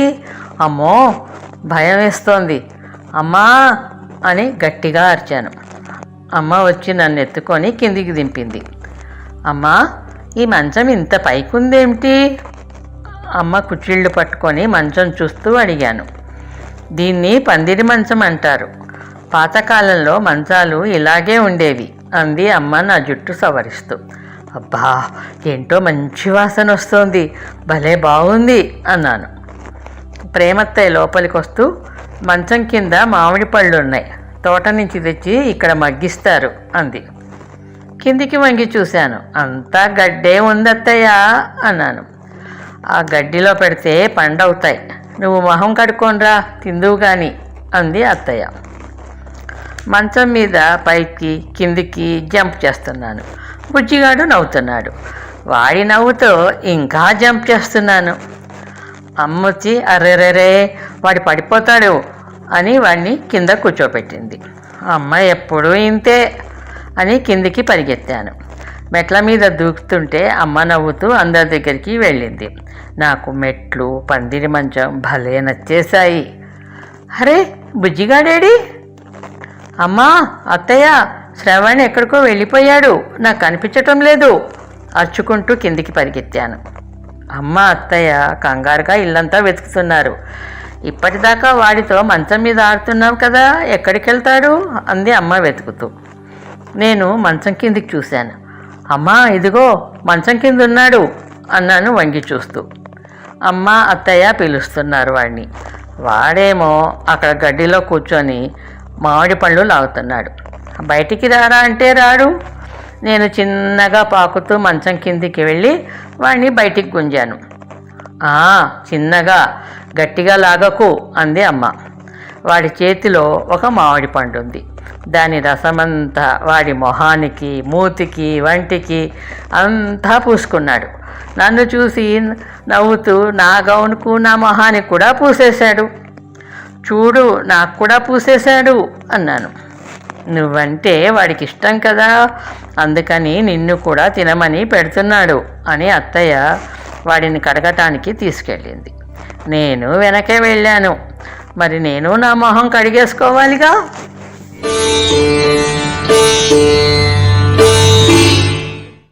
తీయని తేనెల మాటలతో తీస్తారు సుమా గోతులు, నమ్మవద్దు. తెలియని చీకటి తొలగించి వెలుగిచ్చేది చదువే సుమా, మానవద్దు. తీయని తేనెల మాటలతో తీస్తారు సుమా గోతులు, నమ్మవద్దు. తెలియని చీకటి తొలగించి వెలుగిచ్చేది చదువే సుమా, మానవద్దు. మూర్తి గారు, మీ అమ్మాయి టీసీ ఏదండి? హెడ్ మాస్టర్ గారు నాన్నగారిని అడిగారు. ఇప్పటి వరకు నా ట్రాన్స్ఫర్ల మూలంగా స్కూల్లో చేర్చలేదండి. మా అత్తగారి ఊళ్ళో వరంగల్లో వీధి బడికి అప్పుడప్పుడు పంపాము. వాళ్ళ అమ్మనే ఇంట్లో చదివించింది అన్నారు నాన్నగారు. నీ పేరేమిటమ్మా అడిగారు హెడ్ మాస్టర్ గారు. కమల. నువ్వు తెలుగు పుస్తకం చదవగలవా అడిగారు. ఓ, చదవగలను, లెక్కలు కూడా చేయగలను అన్నాను. హెడ్ మాస్టర్ గారు ఓ తెలుగు పుస్తకంలో పాఠం చదివించి నా పలక మీద ఓ కూడిక, ఒక హెచ్చవేత లెక్కలు వేసి నన్ను చేయమన్నారు. వెంటనే చేసి చూపించాను. మళ్ళీ ఇంకో భాగారం ఇచ్చారు, అది వెంటనే చేసి ఇచ్చేశాను. ఆయన నా వైపు మెచ్చుకోలుగా చూస్తూ కాసాగా చేయమనిస్తే అది చేసేశాను. అప్పుడు ఆయన నాన్నగారితో, మీ అమ్మాయి లెక్కలు చాలా బాగా చేస్తుందండి, ఫస్ట్ ఫామ్లో చేర్చుకోవచ్చు, కానీ వయసు చాలా తక్కువగా ఉంది, 5వ తరగతిలో చేరుస్తాను, దానికి కూడా వయసు తక్కువగా ఉంది కానీ ఎక్కువ వేసి చేరుద్దాం, ఏమంటారు అన్నారు. అలాగే కానియండి అన్నారు నాన్నగారు. అలా మానుకోటలో 5వ తరగతితో నా చదువు మొదలైందన్నమాట. పుస్తకాలు సర్దుకుంటూ భాను వైపు చూశాను. అప్పటికే తను లేచింది. ఇద్దరము పుస్తకాల బ్యాగ్ భుజానికి తగిలించుకొని కూ అని కూత పెడుతూ పరిగెత్తేశాము. అవును మరి, అప్పటికే కాస్త లేట్ అయిపోయింది. అడ్డం వచ్చిన వాళ్ళని తోసుకుంటూ పరిగెత్తాము. అమ్మో, గూడ్స్ వచ్చేసింది. దాన్ని ఒక్కో పెట్టె వెంట పరిగెడుతూ చివరి గాడి పెట్టె దగ్గరికి వచ్చేసాము. అని గస తీసుకుంటూ ఆగిన మమ్మల్ని చూసి నవ్వుతూ, ఈరోజు ఆలస్యమైంది ఎందుకు అమ్మాయిలు అన్నాడు గార్డు మామయ్య. మామయ్య మాట వినకుండా గార్డు మామయ్య చేతిలోని జెండాను ఆశగా చూస్తూ, మామయ్య మాకు జెండా ఇవ్వవా, ఒక్కసారి ఊపిచ్చేస్తాము అన్నాము ఇద్దరము కోరస్గా. మీకు జెండా ఇస్తే నా ఉద్యోగం ఊడుతుంది అనేసి పక్కకు వెళ్ళిపోయాడు. ఒక్కసారైనా ఇవ్వడు అని మళ్ళీ కూ చుక్ చుక్ చుక్ అనుకుంటూ ఇంజన్ దగ్గరికి పరిగెత్తాము. వచ్చారా పాపలు, రండి అంటూ మా ఇద్దరికి చెరొక గాజు గొట్టం ఇస్తూ, ఇంకా ఇంటికి వెళ్ళండి అన్నాడు డ్రైవర్ మామయ్య. అప్పుడేనా అని పట్టాల మీదుగా కూ అని కూతబెట్టుకుంటూ ప్లాట్ఫామ్ మీదకి వెళ్ళాం.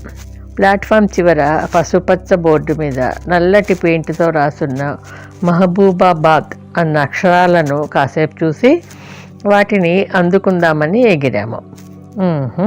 అందలే, కాసేపు బెంచ్ మీద కూర్చున్నాము. పక్కనున్న గానుగ చెట్టు చుట్టూ పరిగెత్తాము. ఇంకా అలసిపోయి ఇంటికి బయలుదేరాము. ఇంతలో ఎక్కడి నుంచో టింగ్ టింగ్ టింగ్ పోవు ప్యాసింజరు కొద్ది నిమిషములలో అని వినిపించగానే అప్రయత్నంగా నా కాళ్ళు ఆగిపోయాయి. చెవులు నిక్కబొడుచుకొని విన్నాను. అబ్బా, ఎంత బాగా చెప్తోందో, అసలు ఎక్కడి నుంచి చెప్తోందబ్బా అని తల పైకెత్తి చూశాము. కనిపించలే. ఇక విన్నది చాలు, పదవే అంది భాను. ఉండు, పూర్తి వినని అని స్టేషన్ మాస్టర్ మామయ్య దగ్గరికి పరిగెత్తి వెళ్ళి చూసి చుట్టూ చూశాను. ఎవ్వరూ కనిపించలేదు. అది పూర్తిగా విని పరిగెట్టుకుంటూ ఇంటికి వచ్చేసాము. ఎదురుగా కనిపించిన నాన్నగారితో, నాన్నగారు, నేను స్టేషన్లో కనిపించకుండా మాట్లాడతానండి మైక్లో అన్నాను.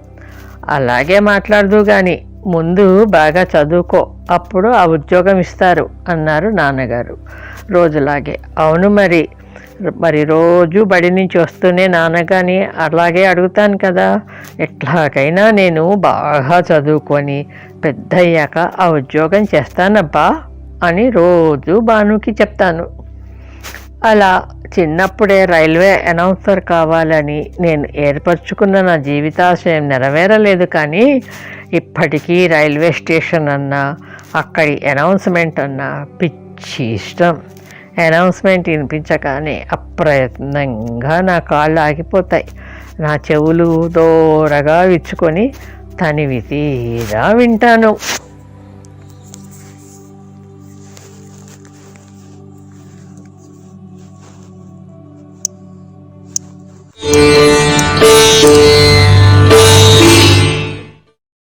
కోదండ రాముడంట కొమ్మలాల, వాడు కౌసల్య కుమరుడంట కొమ్మలాల, ఆజాను బాహుడంట అమ్మలాల, వాడు అరవింద నేత్రుడంట అమ్మలాల.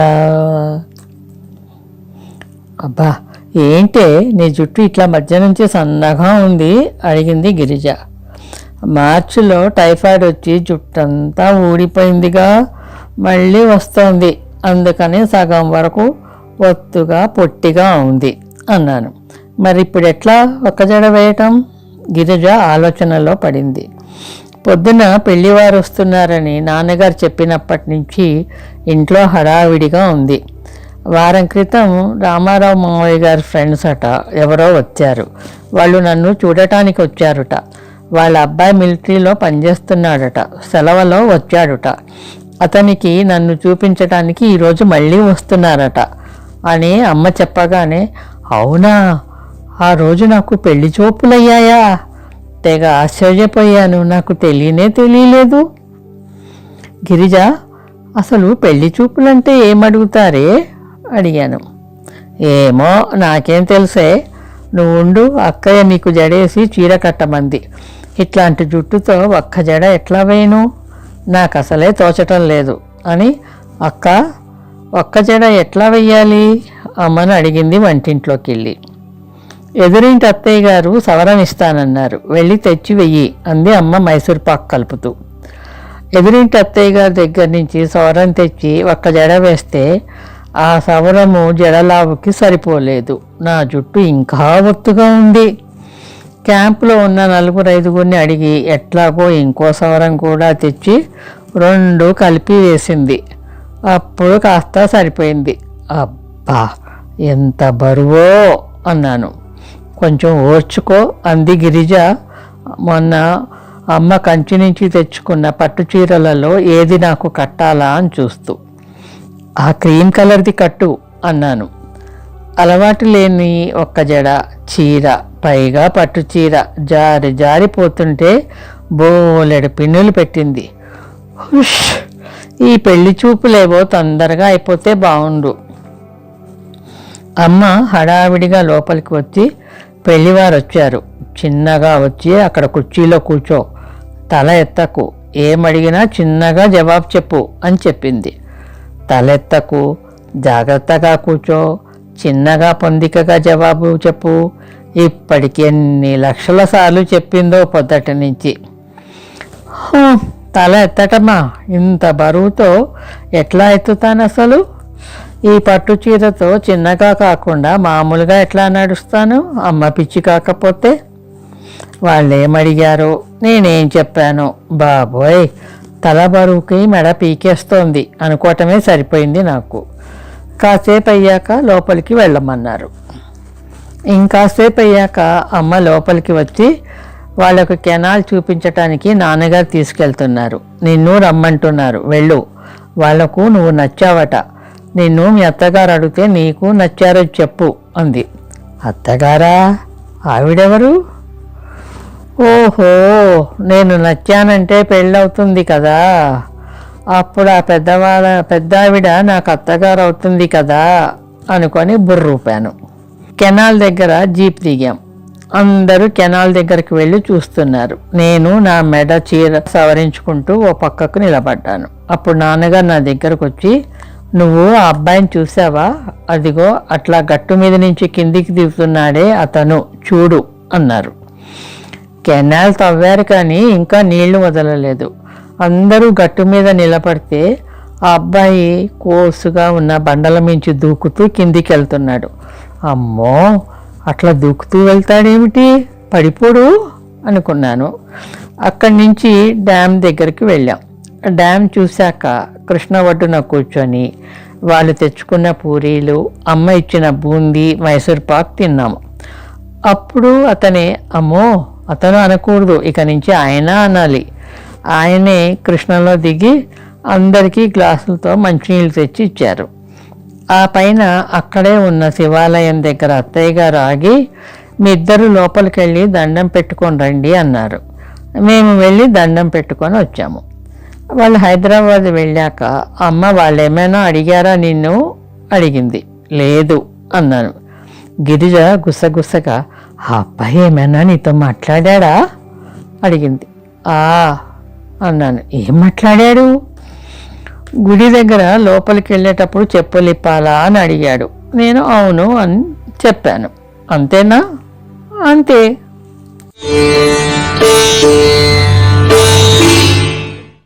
కుకుం కుకుం కుకుం కుకుం, కోకిలమ్మ పెళ్ళికి కోనంతా పందిరి, చిగురాకులు తోరణాలు చిరుగాలి సన్నాయి డుడుం డుడుం డుడుం డుడుం వసంతుడే పెళ్ళి కొడుకు వనమంతా సందడి.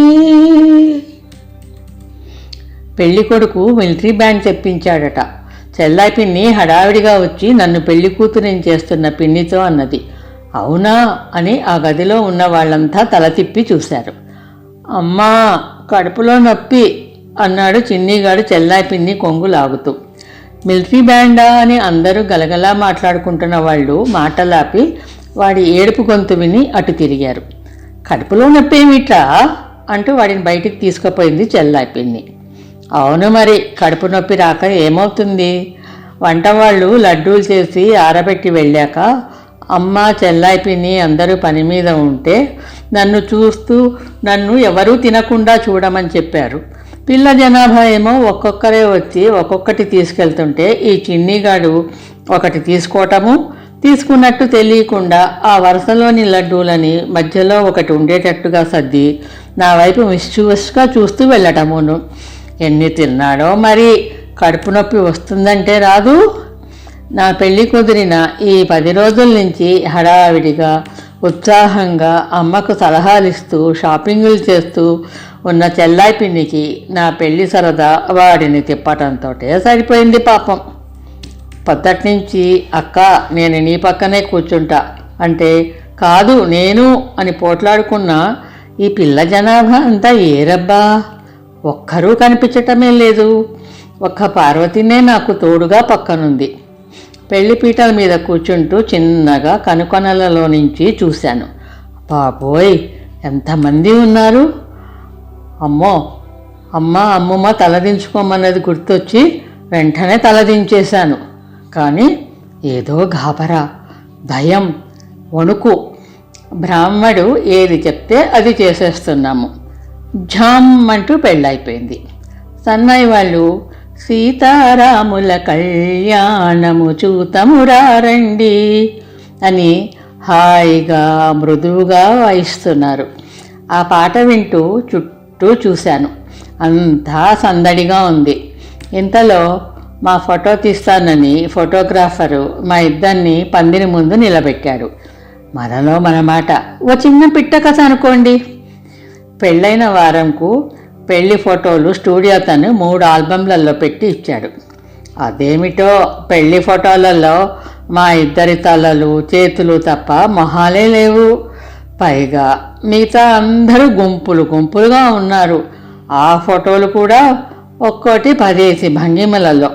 ఏదో ఇలా పెళ్ళయ్యాక ఏమండి గారి ఫ్రెండ్స్తో మా ఇద్దరిని అమ్మ అత్తయ్య గారి వాళ్ళతో తీసిన గ్రూప్ ఫోటోలలో మాత్రం మేము చక్కగా కనిపిస్తున్నాము. ఆ ఫోటోలే బోలెడు కాపీలు తీయించి చుట్టాలందరికీ ఇచ్చారు.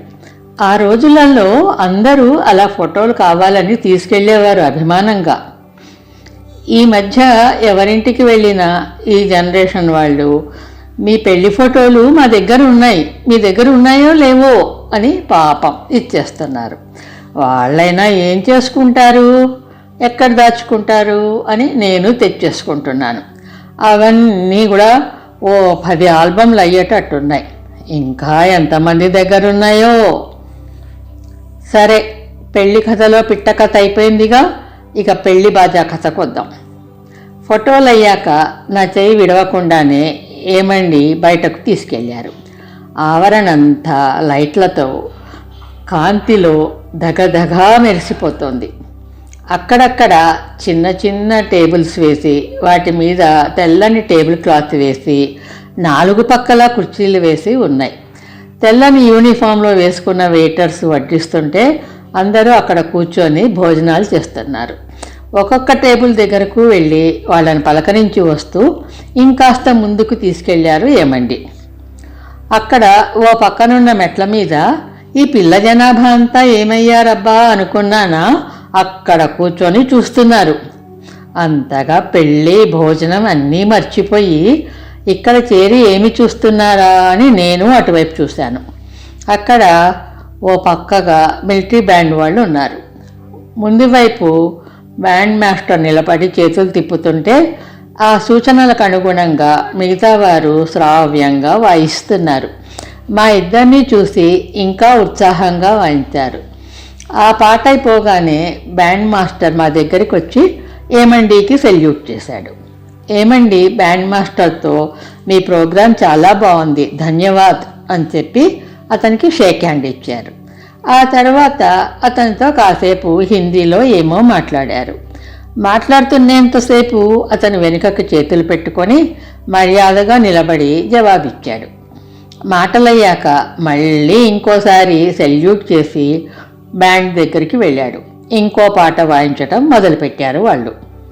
ఇదంతా కొత్త అయినా నేను కళ్ళు విప్పార్చుకొని చూస్తూ ఉండిపోయాను.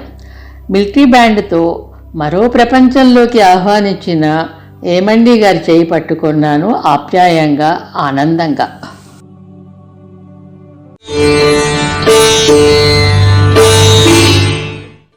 సీతమ్మ వచ్చింది అత్తింటికి, సిగ్గంతా చేరింది కడకంటికి. ఆ స్వామి ప్రేమలో ఏమున్నదో ఆయమ్మ పోనంది పుట్టింటికి. పొద్దున్నే అలవాటు ప్రకారం మెలకు వచ్చేసింది. ఒక్క క్షణం అర్థం కాలేదు నేనెక్కడ ఉన్నానో. చిన్నగా గుర్తొచ్చింది నిన్న పడవంత పూల రథం, అదేలేండి కారులో మేళతాళాలతో ఊరేగింపుగా అత్తవారింటికి పంపారని. కాస్త భయమేసింది. లేచాను. అటు ఇటు చూసి చిన్నగా లేచి బాల్కనీలోకి వచ్చాను. ఒక్కసారిగా వణికిపోతూ చీర కొంగు కప్పుకొని చేతులు ముడుచుకున్నాను. కళ్ళ ముందు తెల్లగా మబ్బుగా కనిపించింది. ఏమిటి మబ్బు ఇంత కిందికి వచ్చేసింది అని కళ్ళు నులుపుకొని చూశానా, ఆ మబ్బు పోలేదు. ఇంతలో బాల్కనీ పక్కనున్న వేప చెట్టు హాయ్ అంటూ సన్నగా గాలితో పలకరించింది. ఇంకాస్త వణికాను, కానీ లోపలికి వెళ్ళాలనిపించలేదు. ఆ చిరుగాలికి పిట్టగోడ మీదున్న సంపెంగ తీగ సున్నితంగా కదిలి ఓ సువాసనతో నిన్న నా పూలిచ్చాను పెట్టుకున్నావా అని అడిగింది. జడలో ఉన్న సంపెంగను తడిమాను. ఏమిటి ఈ చలిలో నిలబడ్డావు అని వినిపించి ఊహాలోకం నుంచి బయటకొచ్చి ఉలిక్కిపడి వెనక్కి చూశాను. ఏమండి మళ్ళీ అడిగారు. అప్పుడే లేచి బయట చలిలో నిలబడ్డావెందుకు అని. మెలకు వచ్చేసిందండి.